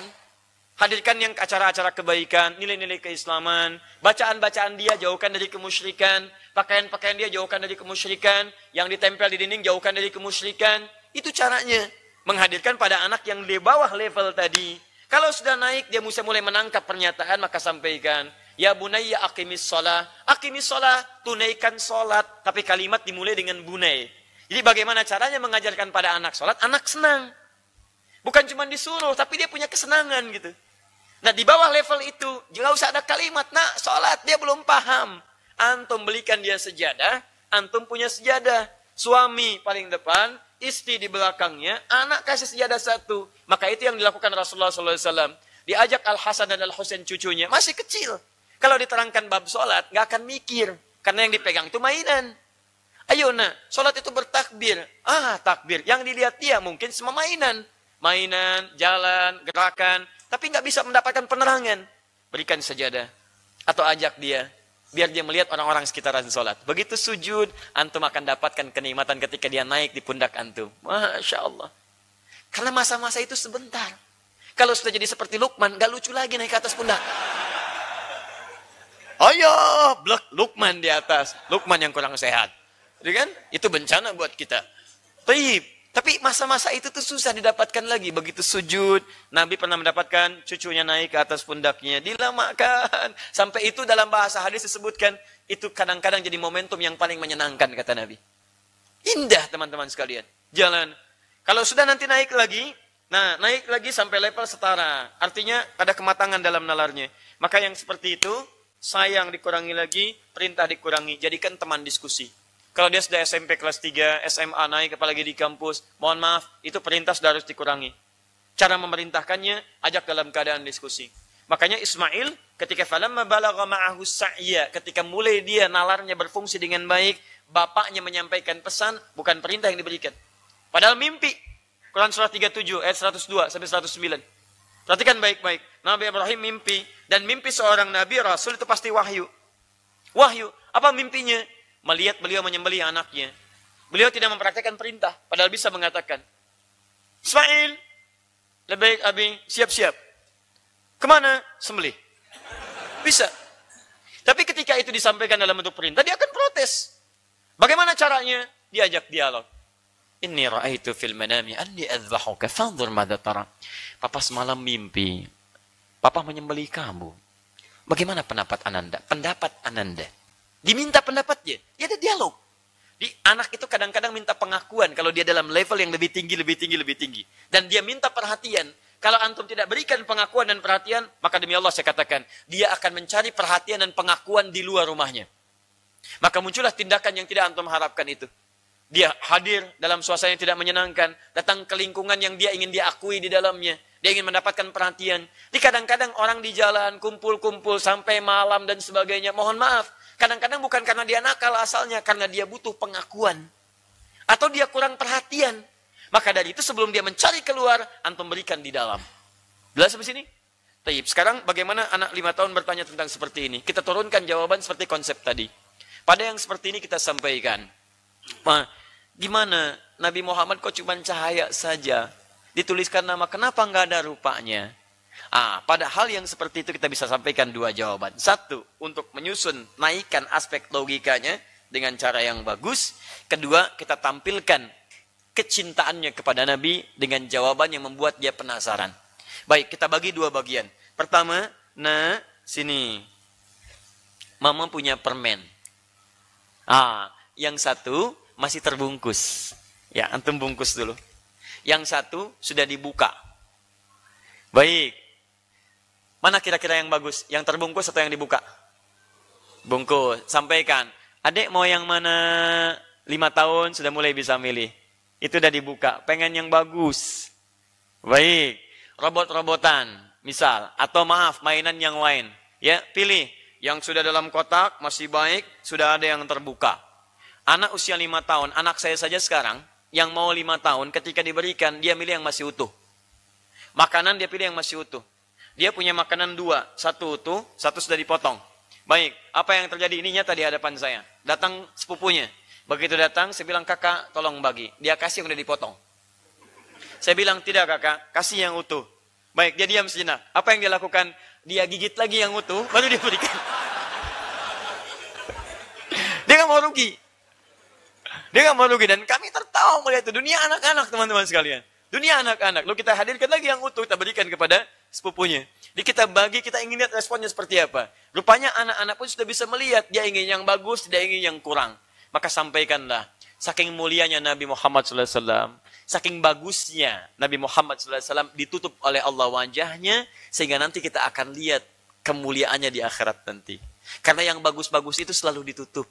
Ananda lihat. Karena ini bagus, ini ditutup. Permen bagus, permen ditutup. Perempuan yang bagus, ditutup dengan jilbabnya. Masya Allah. Pakaian yang bagus, ditutup. Segala yang bagus, ditutup. Saking bagusnya Nabi Muhammad SAW, maka Allah tidak berkenan menampakkan lukisannya, tidak berkenan menampakkan gambarnya, karena ini manusia paling istimewa di muka bumi. Kalau adek ingin lihat gambar Nabi yang sesungguhnya, adek harus rajin salat. Adek menghafal Quran. Ada cintai Nabi. Nanti Allah akan tampakkan langsung wajah Nabi Muhammad SAW pada diri ade. Insya Allah kita berdoa ya. Nanti mudah-mudahan di mimpi bertemu dengan Nabi Muhammad SAW. Paham ya? Nah, jadi satu, antum berikan gambaran untuk memahamkan pengertian dia, menaikkan kadar sedikit logikanya. Yang kedua, antum berikan motivasi ibadah, supaya dengan ibadah itu dia punya semangat untuk mendekat kepada Allah. Dan dengan izin Allah Subhanahu wa Ta'ala, karena Nabi pernah menyampaikan bahwa ada seorang mukmin yang berpotensi melihat Nabi dalam mimpi. Jadi kita arahkan ke situ. Sengaja tidak boleh dituliskan, digambarkan gambar Nabi supaya ada nanti bisa melihat langsung Nabi Muhammad SAW. Gimana bisa melihatnya mah? Harus rajin sholat, menghafal Quran dulu ya, sampai selesai Qurannya. Insya Allah kalau semua sudah hafal Quran, bukan cuma melihat Nabi, adik bisa bersama Nabi Muhammad SAW. Jelas ya? Baik. Allah Ta'ala alam bisawab. Lukman, ya. Taib, kita masuk dulu pada sesi yang kedua. Saya akan percepat sedikit karena kita juga nanti akan perkenalkan ada perjuangan yang datang pada malam hari ini. Ya, saya dengar ada rombongan juga dari Bandung, ya menggunakan moge ya. Sudah sampai di sini? Halo? Ada ya? Saya tadi disampaikan ada bergabung bersama kita. Sampai dari Maroko juga bergabung. Nanti kita dengar sedikit dari mereka. Sekarang saya ingin sampaikan sedikit tambahan dari yang kemarin, bagaimana memperkuat motivasi kita dan kecepatan hafalan kita untuk menghafal Al-Quran. Pengantar ini akan berguna setelah Anda mendapatkan mushaf nanti pada pekan yang akan datang. Sesi yang kedua, saya langsung buka saja teman-teman sekalian. Sesi yang kedua adalah manhaj menghafal Quran dalam Al-Quran. Catat dalilnya. Satu, kita ambil satu ayat saja hari ini. Ini adalah manhaj umum. Jadi semua penghafal Quran akan memulai dari sini. Setelah itu nanti metode akan ditemukan masing-masing sesuai dengan karakteristik dan adaptasi kemudahan dalam menghafalkannya. Ayatnya 1. Quran surah ke 54 ayat 17, ayat 22, ayat 32, ayat ke-40. Seakan ada 4 ayat, tapi itu kalimatnya sama. Kalimatnya sama sebagai penguat. Walaqad yassarnal Qur'ana lidzikri fahal mim muddakir. Baik, kita ambil satu ayat dulu supaya nanti berkumpul pada saat hari Al-Quran. Perhatikan baik-baik, saya berikan informasi pentingnya. Jadi kita akan mencoba menghafalkan dulu. Kita berikan manhajnya. Nanti kita coba bagikan turunan dari buku dan mushafnya insyaAllah. Pada hari yang telah kita tentukan insyaAllah. Setelah itu kajian kita selanjutnya akan dibagi pada 2 bagian. Malam Jumat itu akan masuk pada kajian kitab di tahun yang baru. Dan kitabnya akan disesuaikan dengan kebutuhan Al-Quran kita. Kita akan langsung belajar tentang ulumul Quran. Nanti saya sendiri coba akan merumuskan bukunya atau kitabnya. Mudah-mudahan nanti selesai bisa dicetak juga. Nanti kita bagikan. Setiap malam Jumat, Qurannya sudah kita hafalkan, kita sepakati sampai ayat sekian, ilmunya kita turunkan, kalau sudah paham ilmunya, baru kita masuk tafsirnya. Dan insya Allah kita tahu hafal Qurannya, tahu ilmu Qurannya, plus juga paham tafsirnya. Sepakat sampai sini? Sepakat ya? Kan kita Al-Quran Sunnah Solution. Bagaimana tahu Quran kalau antumnya tidak mendekat pada Al-Quran? Jadi kalau sudah selesai Qurannya, baru kita ambilkan hadisnya. Hadis sudah saya tuliskan juga bukunya, ada ilmunya, ada juga gambarannya, ada singkatnya, dan di Bandung nanti sebagian nanti saya berikan bukunya. Insya Allah. Tayyib, kita mulai bagian pertama. Al-Quran memberikan gambaran bagi setiap orang yang ingin menghafalkannya. Maka syarat yang pertama terdapat dalam kalimat walaqad. Buka Quran surah 54 ayat 17, 22, 32, ayat 40. Walaqad yassarnal Qur'ana lidzikri fahal mim muddakir. Satu terletak pada kalimat walaqad. Awas, karena semua huruf kalimat di ayat ini itu menunjukkan manhaj atau metodologi untuk bisa memudahkan menghafal Quran. Ini bagian pertama. Kalimat ini, teman-teman sekalian, saya fokus pada kata laqadnya, ini wawunya dan menyambungkan pada sebelumnya. Laqad, lam dengan qad, sudah pernah saya uraikan. Ada lam, Ada qad. Perhatikan, ini tidak mudah memahaminya. Dua-duanya, baik lam ataupun qad, itu dalam gramatikal bahasa Arab, di ilmu nahwu disebut dengan huruf taukid. Huruf penguat. Taukid. Penguat. Jangan terjebak dengan istilah. Saya ingin berikan pemahamannya. Perhatikan baik-baik. Jadi Anda tidak hafal istilah pun gak ada masalah. Yang penting ketika disebutkan atau menemukan hurufnya, Anda paham fungsinya. Yang dimaksud huruf taukid atau penguat secara makna adalah jika ada informasi yang saat disampaikan orang ragu dengan itu. Nggak terlalu yakin. Ada sifat pesimis. Nah, dalam ilmu bahasa Arab, jika Anda menyampaikan informasi, kemudian objek yang menerima informasinya sedikit meragukan atau tidak yakin dengan keterangan Anda, maka tambahkan satu di antara huruf-huruf penguat. Untuk meyakinkan orang itu bahwa ini loh, saya serius menyampaikan ini. Supaya dia bertambah keyakinannya. Paham? Nah, di antara huruf penguat itu, ada yang menggunakan lam, ada yang menggunakan qad. Biasanya, maaf, kalau sudah menggunakan lam, itu qad tidak disertakan. Misal, Quran surah 103, ayat 1 sampai dengan 2-nya. Wal as. Innal insana lafi khus. La-nya ada, tapi qadnya tidak ada. Jelas? La-nya ada, qadnya tidak ada. La fi khus. Sungguh berada dalam kerugian. La menggunakan la. Setiap manusia yang terlahir punya potensi rugi. Masa sih rugi? Saya untung, bisnis saya biasa-biasa aja. Saya yakinkan ya, kamu punya potensi rugi. Kerugiannya bukan masalah materi, tapi ketika kembali pada Allah Subhanahu wa taala. Illal ladzina amanu, kecuali kamu ketika pulang, rahmukallah, kamu punya bekal iman. Maka kamu akan kurang dari kerugian yang dimaksudkan. Di Anda tambahkanlah untuk menguatkan pada orang yang mungkin meragukan keterangan Anda. Paham? Baik, misal qad disampaikan, biasanya la tidak ikut. Quran surah ke-23, ayat yang pertama. Qad aflahal mu'minun. Bisa Allah mengatakan begini, misal berfirman. Maaf ya, maaf, ini di luar Quran. Misal, aflahal mu'minun. Orang beriman, itu bahagia. Tapi ketika menggunakan qad, itu artinya menguatkan statement yang dimaksudkan. Hei, saya pastikan ya, saya serius ya, orang beriman pasti bahagia. Saya jamin pasti bahagia. Kalau Allah sudah menyampaikan kalimat, menyampaikan ayat, nggak pakai taukid pun, nggak pakai penguat, kita harus yakin. Karena semua kalimat Quran dibuka dengan la raiba fi, jangan pernah ragu. Dzalikal kitabu la raiba fi. Nah, kalau Allah kemudian membuka kalimatnya, ayatnya menggunakan lam atau qad, itu artinya hamba yang mendapati informasi itu kadang terselip keraguan dalam dirinya. Makanya diyakinkan menggunakan lam dengan qad. Nah, sekarang persoalannya, perhatikan baik-baik. Kalau lam dengan qad digabungkan jadi satu, itu artinya tidak sekedar ragu. Kadang-kadang ada pesimis ketika mendengar berita yang disampaikan. Tipis keyakinannya.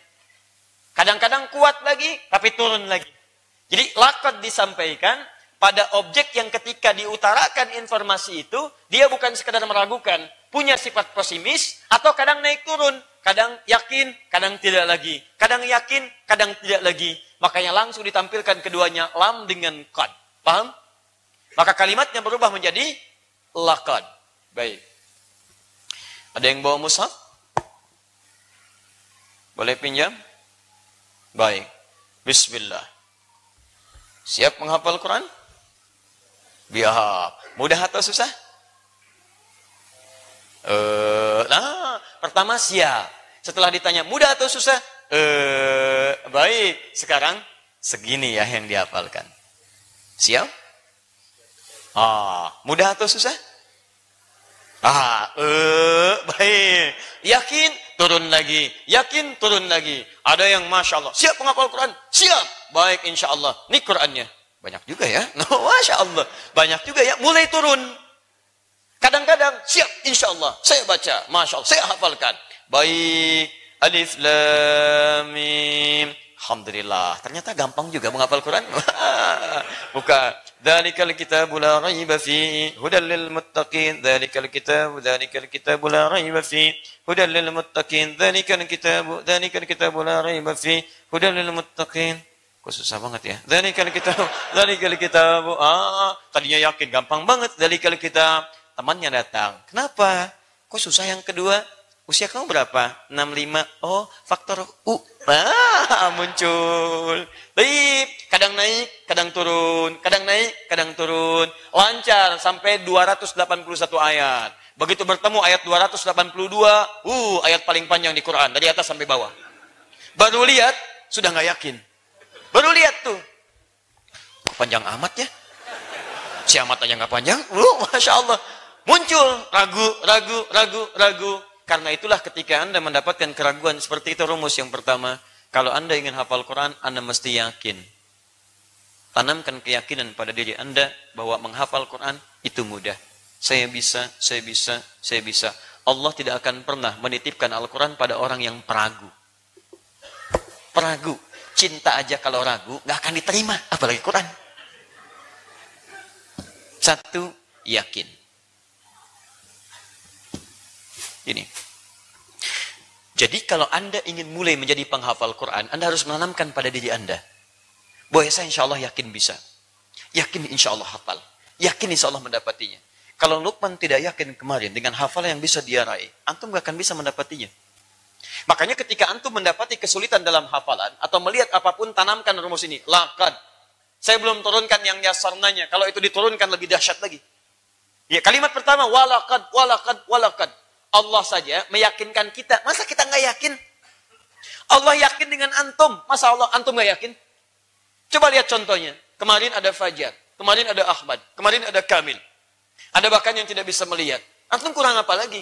Yang nggak bisa melihat bisa hafal Quran. Yang lahirnya kata orang nggak normal, hafal Quran. Yang kecil, hafal Quran. Yang tua, hafal Quran. Yang muda, hafal Quran. Yang nggak bisa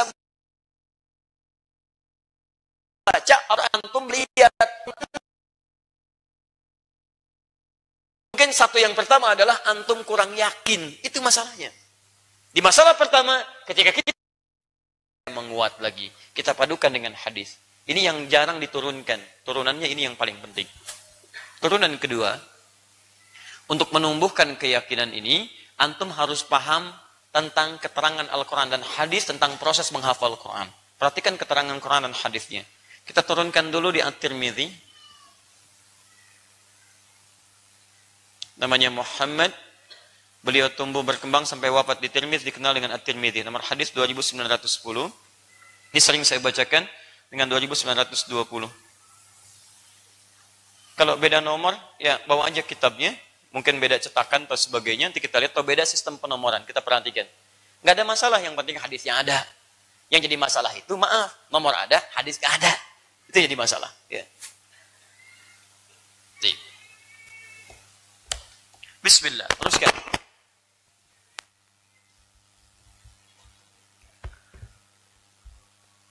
Fokus, sudah? Baik, mari kita dengar keterangan nabinya dan aplikasi dalam hafalan. Awas, ini tidak mudah menerapkan ini. Perhatikan baik-baik. Rahmatullah. Man qara'a harfan min kitabillahi falahu asyru hasanat. Siapapun yang membaca satu huruf saja dari kitabullah, Al-Quran, dia mendapatkan padanan pahala 10 kebaikan. Dinilai setiap hurufnya 10, Pak. Walam aqul alif lam mim harfun. Saya tidak katakan, kata Nabi, alif lam mim satu huruf. Walakin alifun harfun, lamun harfun, mimun harfun. Tapi alifnya satu huruf, lamnya satu huruf, mimnya satu huruf. Walikulli harfin asyru hasanat, setiap hurufnya 10 kebaikan. Masya Allah. Kalau saya baca alif lam mim, dapat berapa? Masya Allah. Baru alif lam mim. Itu pun pakai hitungan antum. Kalau hitungan pakai ilmunya, khususnya ilmu arud, belum tentu 30. Ya, kalau antum baca dengan menggunakan ilmu arud, hitungan pahalanya, itu pahala antum biasa. Tapi kalau antum baca pakai ilmunya, perhatikan baik-baik. Di dalam ilmu arud itu ada 16 bahar. Cara membaca bahar bukan dengan hurufnya. Kalau huruf itu tanda. Yang dimaksud itu dengan bacaan. Karena Nabi menyampaikan alifun, bukan huruf tegak. Tapi alifun, dalam ilmu arud, ketika antum menyebutkan kalimat ini misalnya. Lihat baik-baik. Ya, lihat baik-baik. Hamzah. Hamzah ditulisnya akan begini. Bukan begini. Yang ditulis, itu yang diucapkan. Kalau yang ini namanya rumus, ramzun, simbol. Kalau mau dituliskan, maka seperti yang diucapkan. Lihat baik-baik teman-teman sekalian. Ya. Alif, lam, mim. Masya Allah. Ini berapa? Satu huruf. Berapa pahala? 10. Maaf. Ini apa namanya? Bukan. Itu namanya simbol alif. Alifnya, begini tulisannya. Alifun. Masya Allah. Di dalam alif ini ada berapa huruf? 3 huruf. Maka ini pun ada berapa huruf dari sini? 3 huruf. Maka dari sini ada berapa? 3 kali 10? 30. Jadi dari satu ini ada berapa? Belum tentu. Karena ini hamzah. Hamzah. Hamzah ada berapa huruf? 1, 2, 3, 4 huruf. Jadi dari sini aja ada berapa? Belum tentu. Karena ini huruf ha, haun. Masya Allah. Jadi dari ha itu ada berapa huruf? 3 huruf. 1, 2, 3. Jadi kalau kita dapatkan ha ini berapa dapatnya? Belum tentu. Karena ini diturunkan lagi terus sampai ujungnya. Itu yang dimaksud ayat di Quran surah kedua Al-Baqarah ayat 261. Paling kiri sebelah atas. Mathalul ladzina yunfiquna amwalahum fi sabilillah kamathali habba ambatat sab'a sanabil fi kulli sumbulatin mi'atu habbah. Biasanya, maaf, orang berhenti sampai sini bacanya, itu yang salah. Enggak diteruskan ayatnya. Siapa yang berinfak di jalan Allah, maka dia seperti menanam satu benih biji, satu benih tumbuh menjadi 7 tangkai, 7 tangkai tumbuh 100 benih lagi. Jadi diberikan rumus 1 dikali 7 tangkai, dikali 100 lagi, 1 kali 7, 7 kali 100 berapa? 700. Muncullah rumus infak. Kalau infak 1 maka nilainya di sisi Allah 700 kebaikan. Infak 1000 nilainya 700.000. Antum bacanya baru setengah ayat. Lihat ayatnya sempurnakan. Wallahu yudha'ifu liman yasha. Allah melipat gandakan tanpa batas bagi orang yang tak pernah berhitung. Jadi kalau antum nggak berhitung, Allah berikan tanpa hitungan. Antum berhitung, Allah berikan sesuai hitungan. Siapa yang dikehendaki Allah? Lima yasha, yang dikehendaki Allah. Siapa yang dikehendaki? Yang tidak pernah berhitung. Makanya yudha'ifunya menggunakan alif. Yudha, bukan pakai tasydid. Ada dha'afa yudha'ifu tad'ifan, ada dha'afa yudha'ifu mudha'afatan.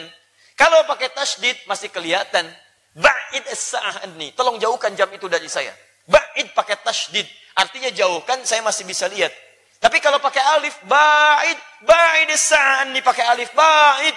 Maksudnya, jauhkan sejauh-jauhnya. Saya nggak pengen lihat lagi. Bukankah Anda baca doa iftitah dalam salat menggunakan Allahumma ba'id baini? Pakai alif kan? Allahumma ba'id baini wa baina khatayaya kama ba'adta baina al-masyriqi wal maghrib. Ya Allah, mohon jauhkan saya dengan dosa-dosa yang saya perbuat sebelum saya salat ini, ya Allah. Sejauh-jauhnya saya nggak pengen lihat lagi sampai kiamat. Jangan tampakkan pada saya.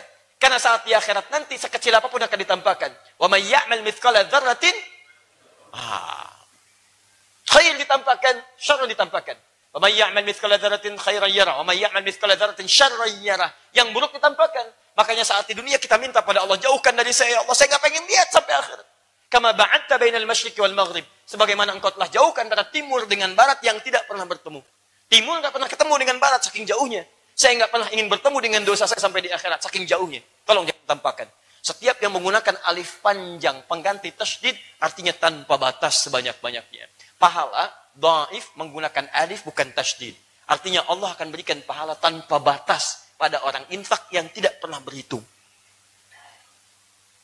Tumben kok cuma 1000, lebih baik 1000 tidak berhitung daripada 100.000 ikut ngitung. Masya Allah. Emang kalau 1000 dapat berapa? Tanpa batas. Tuh ngitung. Misal gitu ya. Baik. Sudah. Tadi berapa? Terserah Allah mau berapapun. Cie. Masya Allah, biarin aja. Terserah mau cie, mau ciu, urusan kamu. Urusan saya dengan Allah. Tanpa batas. Ini, kalau antum bacanya menggunakan hitungan antum saja, maka alif lam mim cuma 30 batasi. Antum baca pakai ilmu dengan ayat tadi, dan baca dengan ilmu lughahnya, Masya Allah, antum akan dapatkan tanpa batasan. Kalau nggak percaya, lihat di akhirat nanti. Bacakan. Jadi teman-teman sekalian, antum kemuliaan ahli Quran ketika baca Quran beda dengan pembaca. Kalau pembaca Luqman itu cuma sekali baca. Dzalikal kitabu la raiba fi Dzalikal kitabu la raiba fi hudal lil muttaqin. Pembaca selesai ayat 3. Penghafal tidak. Dzalikal kitabu la raiba fi لا ريب فيه ذلك الكتاب لا ريب فيه هدى للمتقين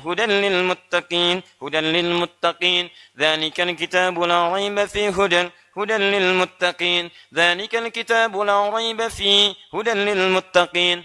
Berapa huruf diulang-ulang? Berapa pahalanya? Dan hebatnya, nggak ada penghafal Quran, cuman baca satu huruf, nggak ada. Silahkan cek. Tidak ada satupun penghafal Quran hanya menghafal Quran satu huruf. Surat 68 Al-Qalam. Masya Allah. Nun. Lumayan. Sudah dulu. Masya Allah. Enggak ada. Silahkan berapa banyak pahala dikumpulkan. Berapa banyak pahala dikumpulkan. Nah, manhaj ini mesti antum pakai ketika menghafal Quran. Kadang-kadang ada orang yang dikehendaki oleh Allah untuk memperbanyak pahala dulu sebelum memperbanyak ayat. Ada yang dijadikan 3 menit hafal 30 ayat. Ini sudah 30 hari, 3 ayat kehafal-hafal. Ulang. Nah, cara berpikirnya jangan menyimpulkan antum lemah. Mungkin antum masuk golongan yang kedua. Hei fulan, saya jadikan dia 30 ayat hafal dalam 3 menit karena memang dosanya tipis, pahalanya banyak. Maka dia jadikan saya cepat hafal supaya dia bisa praktekkan dan dia gunakan untuk dalam sholatnya atau imami pada yang lainnya. Antum nih baru menghafal hari ini. Baru 22 ayat. Kemarin kemana aja? Baru 3 ayat, baru 2 ayat. Saya ingin berikan pahala lebih dulu untuk kamu. Ayo dapatkan pahala. Mudah bagi saya menanamkan Quran sepenuhnya setelah kamu dapatkan yang ini. Begitu Anda dapatkan 1 ayat ini tiba-tiba 10 ayat, cuma 1 menit. Bisa terjadi. Jadi kalau antum mendapatkan kesulitan dalam hafalan, bukan karena antum kurang kuat menghafal. Boleh jadi cara berpikirnya Allah ingin berikan pahala lebih untuk antum. Kita tidak tahu teman-teman wafat dalam keadaan apa. Mungkin besok akan wafat. Mungkin lusa akan wafat. Apakah bisa menghafalkan Quran dalam sehari? Allah inginkan pahala untuk antum, antum hanya inginkan gelar hafid. Saya sering katakan pada antum, kalau mau jadi hafid, gak usah ngapalin Quran. Rubah nama Hafid. Luqman, Hafid. Ayo, yang perempuan, Hafidah, gampang. Tapi kalau ingin Quran, gak usah mikirin yang lain. Hafid, buang dulu. Ini buang dulu. Sertifikat buang dulu. Yang penting Allah ridha dengan hafalan saya. Bismillah, hafalkan. Yakin, mandek, yakinkan. Tapi Ustaz, saya kan terbata-bata. Mau terbata-bata, mau terbatu-batu, terkeramik-keramik, gak ada masalah. Lihat hadisnya. Hadis nomor 2920-nya. Walladhi yatata'ta wa huwa syaqun alaihi falahu ajran. Dan siapa yang berusaha membacakannya, terbata-bata dia memulainya, bahkan berat bacaannya. Orang dzalikal kitab dia dzalikal kitabul la raiba fi dzalik. Masya Allah. Falahu ajran. Dia dapat 2 kali pahala orang yang lancar. 2 kali. Alif lam mim yang lancar 3 huruf 30. Hitungan biasa. Dia yang tidak lancar 2 kali lipat. Berapa dapatnya? Masya Allah. Kalau gitu Ustaz, boleh nggak saya nggak lancar aja? Masya Allah, bukan. Itu motivasi. Tambah. Karena yang sudah lancar, walaupun dia dapat sekali dari yang tidak lancar, tapi dia ma'asyafaratil kiramil bararah. Teruskan hadisnya. Dia akan selalu disertai oleh malaikat termulia yang menyertai aktivitasnya. Jalan sertai malaikat. Makan sertai malaikat. Sedih sertai, dan ada kemuliaan dalam hidupnya. Tenang. Karena kalau malaikat sudah turun, itu nggak ada kesedihan, nggak ada kegundahan. ثم استقاموا تتنزل عليهم الملائكة ألا تخافوا ولا تحزنوا وأبشروا بالجنة التي كنتم توعدون. Hidupnya tuh tenang, nyaman, saling senyum.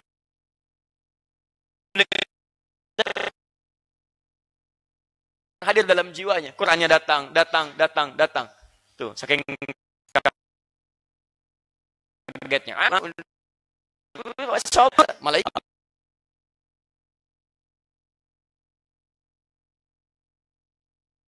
hari ini. Antum yakinkan pada diri antum, bismillah saya niatkan. Kapan lagi? Antum tuh kan nggak tahu usia kapan. Kapan batasannya? Besok bisa meninggal, lusa bisa meninggal. Malam ini bisa wafat. Masa meninggal nggak ada 1 ayat yang dibawa? Saya sarankan pada antum, walaupun sehari cuma 1 ayat. Dan biasakan lekat dengan Al-Quran. Sehingga ketika Allah ambil kapan saja, kita lekat dengan Al-Quran. Mudah-mudahan hafal mungkin belum, tapi Quran jadi syafaat dalam kehidupan kita. Begitu kembali pada Allah, Quran yang menjadi saksi di hadapan kita. Ya Rabb, mohon jangan habiskan jasadnya. Saya bersaksi bahwa dia tengah diwafatkan dalam keadaan menghafal saya. Ya Rabb, mohon haramkan neraka untuk menyentuh kulitnya. Saya bersaksi ketika dia wafat sedang memegang mushaf untuk menghafalkan diriku. Untuk menghafalkanku. Teman-teman, Quran bukan makhluk, Quran firman Allah Subhanahu wa taala. Ini yang paling indah yang bisa kita hadirkan dalam kehidupan. Ini manhaj pertama yang bisa kita dapatkan. Insya Allah Kamis depan saya turunkan lagi yang keduanya, bahkan mungkin ketiganya. Dengan itu semua insya Allah kita menuju hari Al-Quran dan kita coba bagikan mushaf At-Taisir di pertemuan berikutnya.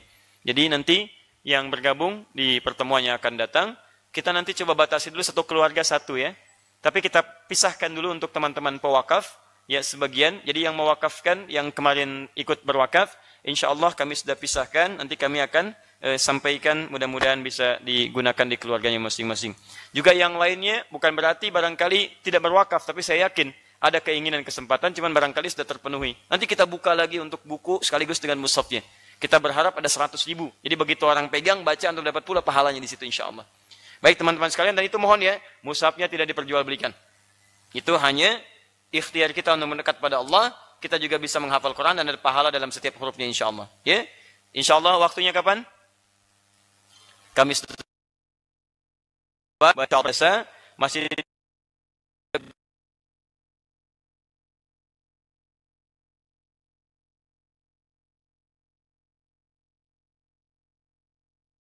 buka kelas Quran. Ada kelas solusi Al-Quran. Insya Allah spotnya sudah kita sambungkan. Nanti titiknya sedang kita data. Jadi nanti antum lihat yang paling dekat. Jakarta nanti insya Allah ada tempatnya. Ya, Medan ada, Pontianak ada, beberapa ada. Jadi kita sambungkan spotnya. Jadi nanti di situ ada kelas-kelas. Antum profesinya apa? Kalau pebisnis nanti bisa masuk kelas bisnis. Kalau dokter masuk kelas dokter. Dokternya apa juga? Nanti kita turunkan ayat-ayatnya. Antum misalnya dokter mata, dokter gigi. Nanti ini ayatnya tentang mata, tentang gigi. Analisis hadisnya ini. Dulu yang sudah pernah jadi dokter dalam Islam ini. Bukunya ini, kitabnya ini. Turunannya ini. Seperti ini gambarannya. Maka kedokteran modernnya seperti apa kita padukan. Nanti kalau untuk tesnya, pekan depan doakan saja. Mudah-mudahan saya bisa kontak ya kerabat kami. Dia ahli juga dari saraf sampai ke otak. Nanti kita coba bedah termasuk bagaimana komposisi otak yang LGBT itu. Ya, seperti apa gambarannya. Ya, apakah itu penyimpangan atau fitrah atau macam-macam ya dan sebagainya. Jadi supaya bisa paham ada pencerahan Quran ada, hadisnya ada. Jelas ya? Taib. Itu yang bisa kami sampaikan untuk hari ini. Terakhir bagian ketiga seperti saya sampaikan, mohon dengan segala kerendahan hati kepada seluruhnya saya meminta masukan-masukan positif dari teman-teman sekalian. Antum gak usah tuliskan kelebihan-kelebihan. Itu bukan punya saya. Min fadlillah semua dari Allah Subhanahu wa taala. Saya cuma ingin tahu sifat manusiawi saya yang kurang itu apa sehingga itu bisa baik di sini. Saya akan baca pelan-pelan dan ketika menemukan hal yang memang salah, saya bisa tangisi itu. Saya mohon kepada Allah untuk bisa dihilangkan dalam kehidupan sehingga ketika wafat barangkali saya bisa menyelesaikan hal-hal yang dianggap kurang di hadapan Allah Subhanahu wa taala. Itu bagian pertama. Tapi saya tegaskan pada Anda semua, saya tidak akan pernah merespon hal-hal yang sifatnya, maaf ya, terlibat tidak di media sosial. Itu sampai kiamat kurang 2 hari pun jangan berharap saya merespon. Ya, saya cuman kadang-kadang saya masuk ikuti hanya ingin tahu saja siapa saja akun-akun dimaksudkan. Saya sudah mengikuti itu semua dan saya lihat tapi saya tidak berminat untuk merespon, hanya buang-buang energi. Ya, tapi saya selalu baca polanya seperti ini. Kalau setiap kita ada momentum untuk bersatu dan kembali membangkitkan giroh umat untuk mendekat pada tuntunan Al-Quran dan Sunnah dan bersatu dalam kebaikan, itu selalu pasti itu. Dan saya sudah dapat polanya dan saya sudah dapat akun-akunnya, paham dan itu aja yang muncul. Sekarang banyak yang baru-baru, alhamdulillah ada muncul supaya masyarakat bisa tahu. Tapi saya tidak tertarik untuk berdebat dengan itu semua. Di polanya selalu sama. Video saya akan dipotong dulu persis seperti episode pertama. Ya, ini kan sequelnya muncul sekarang ya. Jadi selalu ini tampilkan dulu video potongannya begini. Nanti ada yang post, begitu post nanti akunnya hilang anonim. Selesai. Jadi kadang-kadang setnya hilang. Setelah itu nanti ada bagian yang komentari pakai dalil, nyebarkan dulu. Dalil cuman mengomentari pada yang terpotong, kasihan. Di kisahnya tidak tuntas. Tidak tuntas karena tidak tuntas pemahaman jadi bias akhirnya. Saya kadang-kadang suka sedih, di situ kadang saya merasa sedih. Ya, di situ melihat ini ngomentari serius-serius, cuman ngomentari yang salah. Dan celakanya ketika diundang nggak datang, itu aja masalahnya. Ya, saya sih nggak ada masalah, Anda silakan aja dosa-dosa Anda gitu kan. Baik, antum yang tahu yang hadir, antum nggak akan ada masalah. Yang ada masalah itu selalu 2. Lalu dua, melihat tidak tuntas, terserah. Mau kuotanya habis, mau macam-macam. Atau yang kedua, memang niatnya begitu pekerjaannya itu. Ya, yang ketiga, nanti kalau sudah ada yang pakai dalil, ada bagian yang meributkan. Ribut ini, viral itu. Yang jadi persoalan kadang-kadang teman-teman sekalian, dan ini kadang menghilang jadi kebiasaan. Itu buruk. Itu buruk.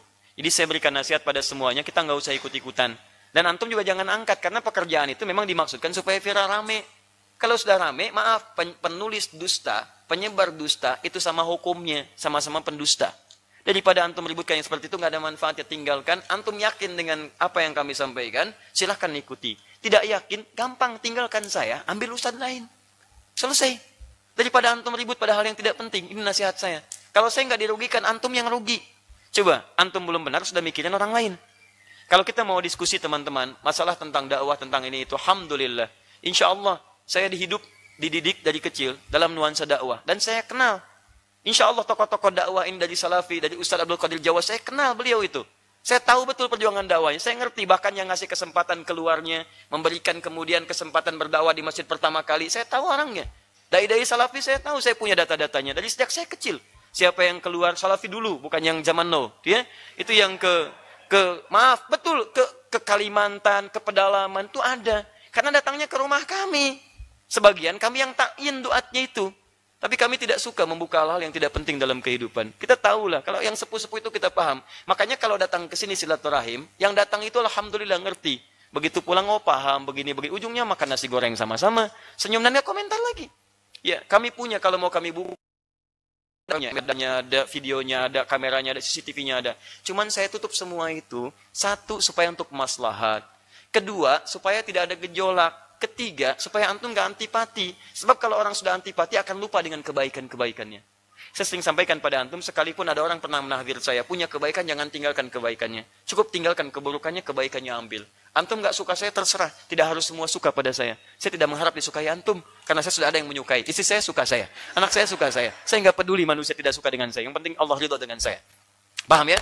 Jadi itu manhaj kita, ambil yang ada manfaat, tidak ada manfaat, antum tinggalkan. Ya, tidak suka antum tinggalkan. Ini kan yang aneh, tidak suka, ribut. Dan nyaksikan lagi. Oh, lihat sampai akhir. Terus dibikin tidak suka, aneh antum.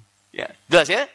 Alhamdulillah. Jadi kalau sudah disampaikan, kalau ada yang seperti itu, sudah cukup tinggalkan saja. Sampaikan, antum terlambat ya, gitu. Udah, tutup, tinggalkan, gak perlu diungkit lagi. Jelas sampai sini?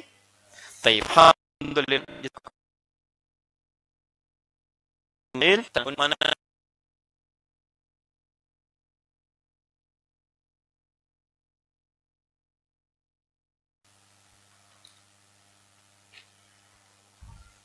Baik ya. Baik, tidak kelihatan. Tidak kelihatan, Masya Allah. Alhamdulillah ya. Baik, itu luar biasa. Saking halusnya tidak kelihatan ya. Luar biasa. Tapi sebelum maghrib sudah parkir katanya di sini ya. Taib. Yang kedua, saya undang kita mendengar kalimat senak dari Profesor Munaldil. Saya nanti panggil senak, kita minta 5 menit dia menyampaikan. Alhamdulillah beliau datang dengan informasi yang sangat baik. Terakhir saya jeda Isya itu, sampaikan lagi ke beliau. Insya Allah tokoh dunia yang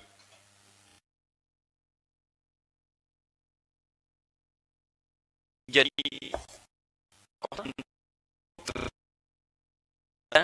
dan insya Allah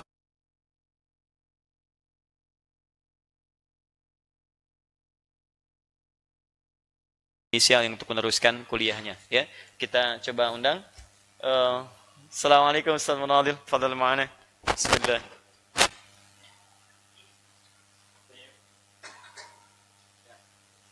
Bukan yang ini ya, kalau ini asikin ya.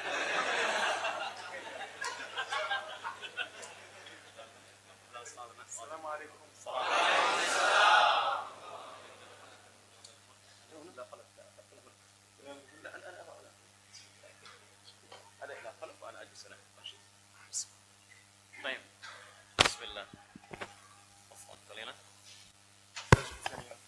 Baik, insyaallah. Ikhwatul kiram, teman-teman sekalian, walhamdulillah tasyrafna bihuduri najmin min nujumi alamil islami.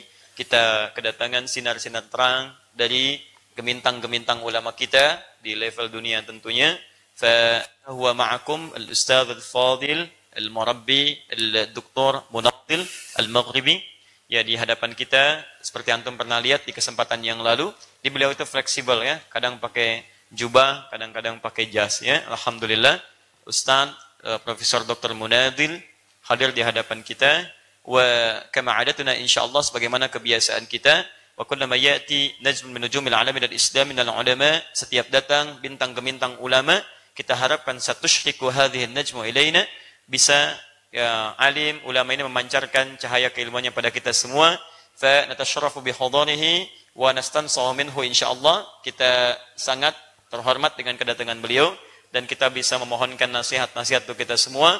Wa hatta ana syakhsiyan fa atlub yani bi khalis syukri wa takdir an-nasiha at-tayyibah kay nastati an nuzawwida anfusana bi taqwana amama rabbina insyaallah. Kita minta nasihat-nasihat yang terbaik supaya kita bisa menambah bekal ketakwaan kita di hadapan Allah Subhanahu wa taala. Wa fi nihaya insyaallah wa huwa sayushajji'una aidan bi ihdari al-alim min al-ulama al-muslimin. Fa aidan tahaddathna qabla al-insha bi annana sawfa nunasik barnamij khas lid-du'at al-muslimin an-tunisiyin kay yani yuzawwidu anfusahum wa maharatahum wa rasidahum al-lughawi al-arabiyyah طبعا mubasharatan insyaallah wa khasatan fi al-maghrib ya. Kita juga sudah berkomunikasi, kalau memungkinkan kita buat daurah untuk duat-duat kita, supaya paling minimal ngambil kursus bahasa dan ulumul Quran serta Qurannya langsung dari Maroko atau sekitarannya insyaallah. Nasma' min fadilatul Ustaz Dr. Munadil, falyatafaddal mashkura. Dari nasihat amma faqat ala 5 دقائق 10 دقائق كذا. بسم الله. تفضل. بسم الله الرحمن الرحيم. الحمد لله رب العالمين والصلاة والسلام الأتمان الأكملان على سيد المرسلين وعلى آله وصحبه أجمعين. أولا أحييكم أحبائي إخواني أخواتي، أحييكم بتحية الإسلام الخالدة. السلام عليكم ورحمة الله تعالى وبركاته. Waalaikumsalam warahmatullahi wabarakatuh. Teman-teman yang saya cintai, saudara-saudariku, setelah beliau memuji Allah Subhanahu wa taala, bersalawat pada Nabi sallallahu alaihi wasallam, beliau menyampaikan pada saudara-saudariku yang sangat saya cintai, saya mengucapkan salam terbaik yang kekal abadi sampai kita kembali pada Allah Subhanahu wa taala yang telah kita jawab bersama. أولا أنا شخصيا أهنئكم أن يكون بينكم شاب أنا أحبه كثيرا، وهو من الدعاة الأفاضل الذي سيكون له دور، وكان طبعا له دور، سيكون دور كبير في إنعاش الأمة الإسلامية وفي كذلك في تربية أبنائنا في ضمن التعاليم الإسلامية الخالدة وضمن تربية سنة نبينا محمد صلى الله عليه وسلم. Pertama saya ingin sampaikan kabar bahagia bahwa di tengah-tengah Anda sekalian sekarang telah hadir banyak dai-dai muda yang juga ilmunya cukup baik dan sebagainya. Ini pertanda insya Allah bagi kita semua. Mudah-mudahan dengan hadirnya para dai itu bisa memberikan bekal lebih kebaikan untuk kita semua dan meningkatkan nilai keislaman kita di hadapan Allah Subhanahu wa taala. أنا طبعا شخصيا وجودي هنا أنا أتعلم منكم الأخلاق وأتعلم منكم الصبر وأتعلم منكم كذلك هذا الحشد الكبير من الشباب والشابات يصبرن على تعلم العلم، فهذا ما أريد أن أتعلم أنا شخصيا منكم. Saya sebetulnya datang ke sini bukan untuk mengajar, tapi saya ingin belajar sebetulnya. Belajar dari Anda semua, belajar tentang akhlak Anda yang mulia, belajar tentang kesabaran, khususnya kesabaran dalam menuntut ilmu. Bagaimana Anda begitu bersabar untuk belajar, untuk menggali ilmu pengetahuan. Itu yang saya inginkan kehadiran saya di sini. فأبشروا أنتم الآن تمثلون قيم الإسلام التي سنها الرسول عليه الصلاة والسلام. ما اجتمع قوم أو ما معنى الحديث ما اجتمع قوم في دار يذكرون الله إلا وحفتهم الملائكة وذكرهم الله في من عنده. فأنتم الذين الآن تجسدون هذا الحديث النبوي الشريف. Saya ingin berikan kabar gembira kepada Anda bahwa Anda yang hadir pada saat ini, saya punya keyakinan bahwa Anda lah model terbaik dari hadis Nabi SAW tentang kebangkitan Islam, tentang kemuliaan Islam. Ketika Nabi menyampaikan dalam hadis riwayat Muslim, hadis 2010, Nabi menyampaikan majtama'a qaumun fi baitin min buyutillahi, ya, tidaklah berkumpul orang-orang di satu rumah tempat rumah Allah Subhanahu wa taala, yatluna fi kitaballah wa yatadarasunahu fi ma bainahum. Mereka di situ bukan hanya melakukan hal yang tidak bermanfaat, tapi mereka berkumpul belajar kitabullah, mendiskusikan di antara sama mereka. Illa nazalat alaihimus sakinah wa ghasyiyatuhumur rahmah wa hafathumul malaika wa dzakarahumullahu fi man indah. kecuali diberikan 4 kemuliaan, Allah akan turunkan rahmat bagi mereka. Kedua, diberikan ketenangan pada mereka. Ketiga, malaikat menyertai perkumpulan mereka. Dan keempat, disanjung-sanjung oleh Allah Subhanahu wa taala di sisi makhluk yang ada di sekitarannya. Maka andalah, saya berikan kabar gembira, andalah yang dimaksud hadis Nabi sallallahu alaihi wasallam tadi. يعني وأنا أقول نصائح فقط في 3 نصائح ثم أختم. أنا كما دائما يسألوني الكثير من طلاب أندونيسيا ومن شباب أندونيسيا كيف نتعلم اللغة العربية أستاذ؟ نريد أن نتعلم اللغة العربية لأن لغة القرآن الكريم، لأن لغة كذا كذا. فأقول لهم ما دمتم أنكم تحبون رسول الله، ما دمتم أنكم تحبون القرآن الكريم، فهذا طريقين أساسيين أو أنهما ستوصلان إن شاء الله سيوصلانكم إلى تعليم اللغة العربية بحبكم لرسول الله، بحبكم للقرآن الكريم. اللغة العربية ستتعلمونها إن شاء الله، ونحن معكم هنا إن شاء الله حتى تتعلموا اللغة العربية. Masya Allah. Baik, saya hanya punya 3 poin bagi Anda semua supaya cepat bisa saya tutup dan Anda juga bisa beristirahat dengan baik. Pertama, sering saya ditanya oleh murid-murid kami dari Indonesia, laki-laki, perempuan, tentang bagaimana supaya bisa cepat menguasai bahasa Arab. Maka saya berikan nasihat pertama pada Anda, cukuplah Anda mencintai Al-Quran dan Sunnah Rasulullah SAW. Ketika Anda mencintai Al-Quran, mencintai Islam, membaca catatannya,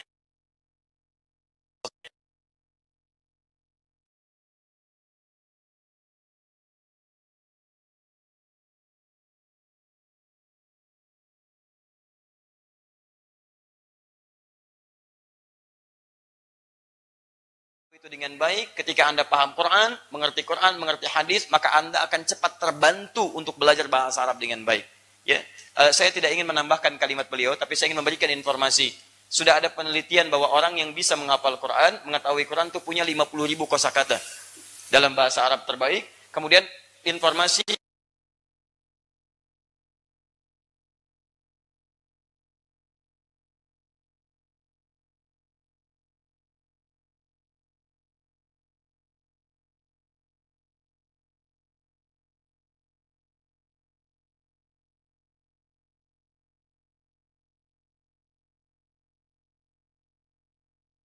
yang meluangkan waktu, ya, tapi syarat yang kedua, Anda belajar bahasa Arab, Anda pun harus mengajarkan saya bahasa Indonesia.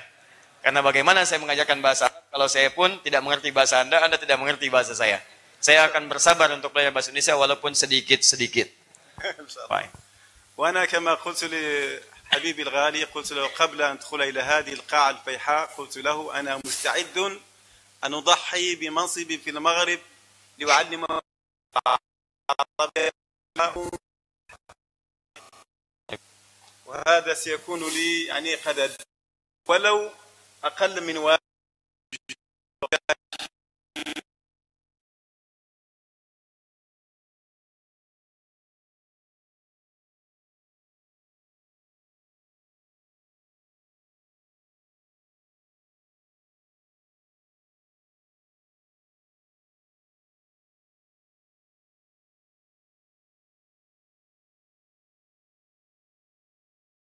Karib kami yang dimaksudkan dengan kami pribadi,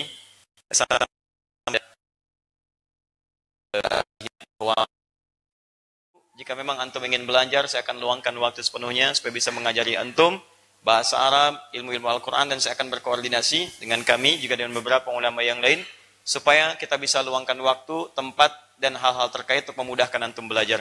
Satu hal yang paling saya takutkan, kata beliau, di hadapan Allah Subhanahu wa taala, ketika Allah bertanya,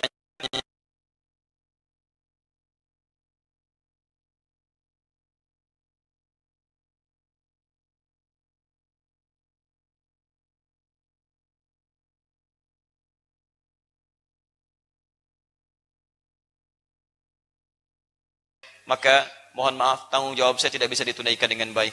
Maka mohonlah jadi disaksi di hadapan Allah Subhanahu wa taala. Jika kelak beliau ditanya di hadapan Allah, kita bersaksi di hadapan Allah bahwa beliau pernah di sini, beliau pernah luangkan waktunya, dan beliau ikhlas mengajarkan kita semua. الحلقات الربانية التي يديرها هذا العالم الجليل، التزموا فإن شاء الله سيكون لكم المستقبل والمستقبل المسلمين إن شاء الله كره من كره.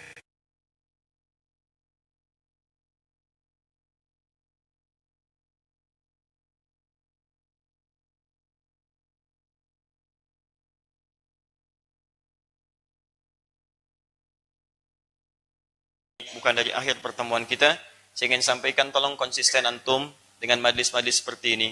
Komitmenlah dengan belajar untuk belajar dengan baik. Ikuti setiap majlis-majlis dan halaqah-halaqah yang bisa mendekatkan kita dengan Allah Subhanahu wa taala.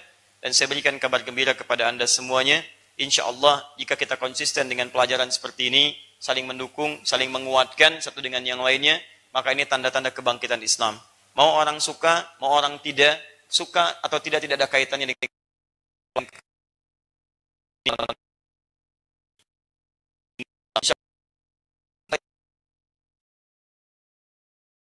Indonesia, Masya Allah, itu Indonesia, kuat. Taib. Alhamdulillah. Baik teman-teman sekalian, wahia kalimatun tayyibah insyaallah fa'ala wa mu'aththira liqulubina jami'an. Fa mulakhasul qaul, kesimpulannya adalah yang pertama, beliau memberikan nasihat kepada kita semua bahwa insyaallah ayo kita semangat belajar, mendekat pada Al-Qur'an, ikuti sunnah, insyaallah bahasa Arab terbantu dan beliau siap. Dan berita baiknya, insyaallah mulai bulan depan kami juga akan mengkoordinasikan kelas khusus untuk pembelajaran bahasa. Ini bisa variatif pengisi dari ulama-ulama. Jadi begitu datang saya penterjemah aja, ya. Jadi kita bisa mengambil faedah banyak, ambil manfaat dan mudah-mudahan yang terakhir saya juga akan hadirkan kalangan profesionalis, ya, profesionalism yang profesional di bidang-bidang tertentu terkait dengan bahasan kita. Nanti ada expertnya. Misal saya terangkan tentang masalah ini sekaligus. Nanti kita turunkan ayatnya, hadisnya, dokter menjelaskan. Jelas ya? Paham sampai sini? Fahimtum? Masya Allah, luar Arabia. Baik. Fahimtum? Paham? Paham. Calantum? Baik. Bandung? Masya Allah. Tadi sudah siap katanya dari Bandung. Hunaka man ata min Bandung. Motorcycle hada. Bal aja takriban 20. Siapa itu? Man anta? Siapa itu? Anda Bandung? Bandung sini Bandung. Namanya Bandung ya. Masya Allah.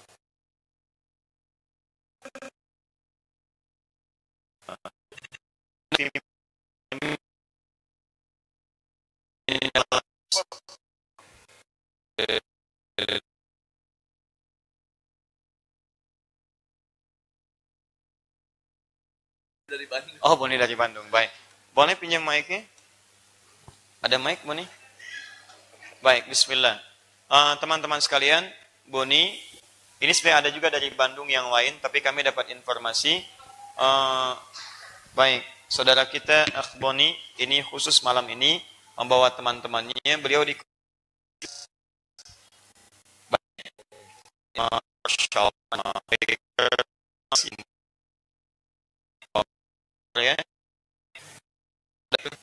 ya.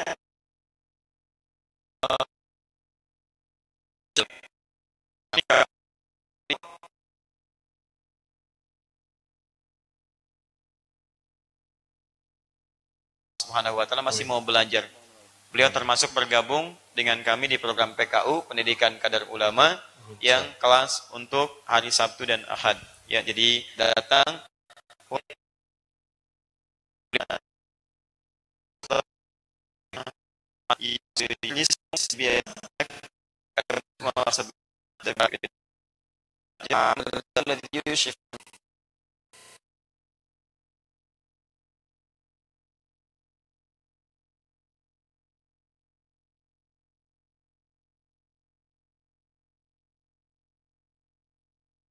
تعلم الإسلام واللغة العربية وما إلى ذلك. هنا وعندنا فصل خاص هنا في جهة الأيسر. ما شاء الله. هنيئا لكم. Tahu hanian enggak? Hani nama antum Hani. Tahu Hanimoni atau jadi baik ya. Hanian tidak ada bonian, hanian. Hanian itu selamat. Ya, oh, semoga baik. Bonian tahu artinya? Bonian apa sih? Enggak ada artinya. Baik. Baik teman-teman, yang kedua, insyaallah Boni akan memberikan gambaran kepada kita komunitas-komunitas yang ada secara singkat saja. Barangkali 3 menit saya hitung dari sekarang. Insyaallah. Baik ya. Nanti yang terakhir kita berikan hadiah khusus untuk Mas Boni. Silakan Mas Boni. Alhamdulillah. Assalamualaikum warahmatullahi wabarakatuh. Assalamualaikum. Alhamdulillahirrahmanirrahim. Akhirnya bisa berkumpul bersama teman-teman yang mudah-mudahan senantiasa dicintai oleh Allah Subhanahu wa taala. Maaf Mas Boni, awalnya, karena ini belum akhirnya. Awalnya, kan antum baru bicara. Iya. Awalnya, kalau akhirnya sudah selesai. Oh, akhirnya iya benar. Ulangi dari awal. Alhamdulillah. Bismillah. Awalnya saya mau mengucapkan syukur alhamdulillah bisa dipertemukan dengan teman-teman yang senantiasa dicintai oleh Allah Subhanahu wa taala. Alhamdulillah dari Bandung tadi jam 10 Ustaz. Alhamdulillah sekarang sampai di sini karena ada accident dulu, ada yang tabrakan tadi di jalan. Alhamdulillah ada yang tertinggal, masih ada yang tertinggal di jalan. Yang selamat sini sudah sampai, ada beberapa motor. Dan alhamdulillah saya juga membawa pesan dari teman-teman bikers di Kota Bandung, terutama dari, kalau dulu disebutnya 4 King Motor, kalau sekarang 4 klub motor. 4 klub motor besar di Indonesia, salah satunya di Bandung pusatnya. Itu ada XTC, ada Briges, ada GBR, ada Moonraker. Dan alhamdulillah hari ini saya mau menyampaikan berita bahagia, mudah-mudahan Ustadz Adi berkenan untuk kemudian mengisi di sana, bertemu, sosialisasi program untuk ngajak para bikers kembali kepada jalan Allah Subhanahu wa taala.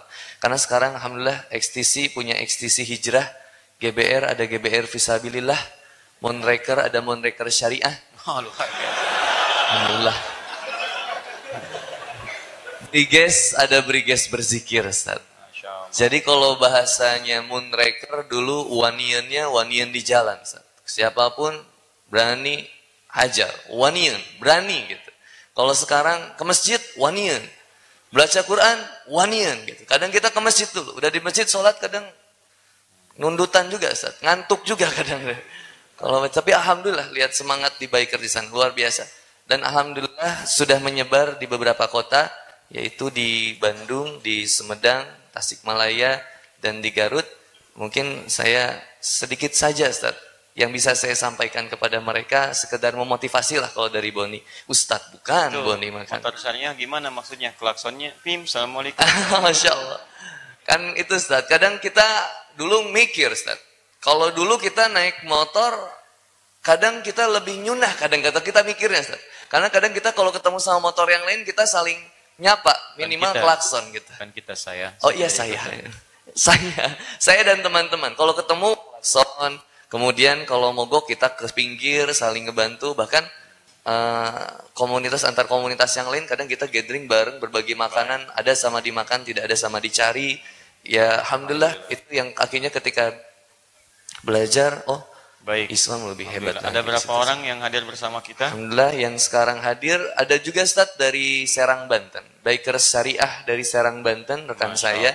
Ada di sini ya? hadir dari Serang, kemudian dari Tangerang, ya? dari Karawang dan dari Cikarang. Kalau dari Bandung total ada 4, 5, 6, 7 yang selamat. Ya. Kita juga sebagai perbandingan di sini suka olahraga, Bu, Pak, pagi samping sana ada pingpong. Pingpong syariah, bukan pingpong biasa. Syariah betul, begitu bismillah, gitu. Nah, terus kita nyemes, masuk alhamdulillah. Kena cemes astagfirullah. Begitu, betul. Pernah ada security ikutan, ya begitu main bolanya nyangkut. La haula wala quwata illa billah. Pokoknya luar biasa ya. Tapi tidak semua kata syariah melekat dalam perbuatan kita. Jadi ada yang memang harus melekat namanya. Ada yang hanya konsepnya cukup, tidak perlu dilabelkan seperti itu. Sehingga nanti bila ada label-label dimaksud, ketika ada yang salah, labelnya yang kena. Ya. Jadi ada yang konsepnya saja, ada yang memang labelnya mesti muncul untuk menegaskan konsepnya. Macam banknya bank syariah, koperasi syariah. Apa maksudnya? Untuk menegaskan sistem yang berlaku, sistem nilai keislaman. Tapi kalau kita ke masjid syariah, gak usah. Karena setiap masjid pasti punya nilai syariah. Paham tuh Ustaz? Hakadha huwal makna ya. Jadi seperti itulah gambarannya. Tidak paham. Tayyib. Wa ata bil majmu'ah fa alhamdulillah. Al-bat nuqat ya. Baik, jadi 4 poin beliau pahami ya beberapa kalimat-kalimatnya. Terima kasih Buni. Kita teman-teman berdoa semoga Allah Subhanahu wa taala memberikan kemudahan perjalanan untuk ke tempat masing-masing, baik rombongan beliau yang dengan pakai motor ataupun dan lain-lainnya, dan kita juga mohonkan mudah-mudahan yang tadi ada sedikit insiden di jalan, semoga Allah memberikan kemudahan, Amin. kesehatan Amin. kembali yang Amin. terbaik, dan insya Allah kita kapan saja, saya tidak perlu datang ke satu hal tertentu, silahkan saya undang kembali untuk bergabung. Siap. Kita ke Bandung, silahkan merapat ke Bandung. Siap. Kita ada tanggal 25, 25 dan sampai tanggal 26 ya. 26. Siap. Mas Boni ya. Antum mesti ada, karena antum yang pertama maju ke sini. Tidak ada dosa antum. Ya. Masya Baik, Allah. Siap. teman-teman sekalian, jadi ini untuk motivasi kita semua, dan saya ucapkan terima kasih, dan juga selain tadi kalau ada yang syariah, kita juga menginisiasi ojek soleh. Ya, ojek soleh juga hadir bersama kita, itu yang nanti siap ya pasukan terbaik untuk mengantarkan ke rumah masing-masing yang sekiranya bisa dijangkau oleh ojek. Ya, jadi kalau ke Bandung, mohon maaf nggak bisa pakai ojek ya, atau yang dari Serang dan sebagainya. Lingkaran kita insya Allah ada, dan itu tidak usah bayar. Cukup Anda dapatkan nanti, ada kartunya, serahkan nanti dari beliau akan serahkan ke panitia, nanti panitia akan menukarnya insya Allah dengan ongkos terbaik yang mungkin bisa didapatkan. Ada ojek soleh di sini? Masya Allah. Baik, biasanya memang nggak pernah ada di ruangan Pak, standby-nya di luar. Ya, standby di luar, jadi begitu selesai langsung. Jadi agak aneh kalau ada yang di dalam ya. Baik, barangkali itu. Terima kasih. Dan insya Allah Mas Boni yang juga kita coba rekomendasikan untuk ikut berlanjut nanti ke Turki. Ya. Insya Allah. Mudah-mudahan Amin, nanti amin, ya kalau Rabbal lulus dari seleksinya kita doakan bisa mendapatkan yang terbaik. Amin. Demikian jumpa kita malam ini. Insya Allah Kamis depan kita bertemu dengan izin Allah Subhanahu Wa Taala. Kita lanjutkan pada hari-hari Al-Quran dan kita akan bagikan mushaf At-Taisir. Semoga Allah meridai kita semua. Subhanakallahumma bihamdika asyhadu an la ilaha illa anta astaghfiruka wa atubu ilaik. Wa akhiru da'wana alhamdulillahi rabbil alamin. Wal 'afwu minkum jami'an. Assalamualaikum warahmatullahi wabarakatuh.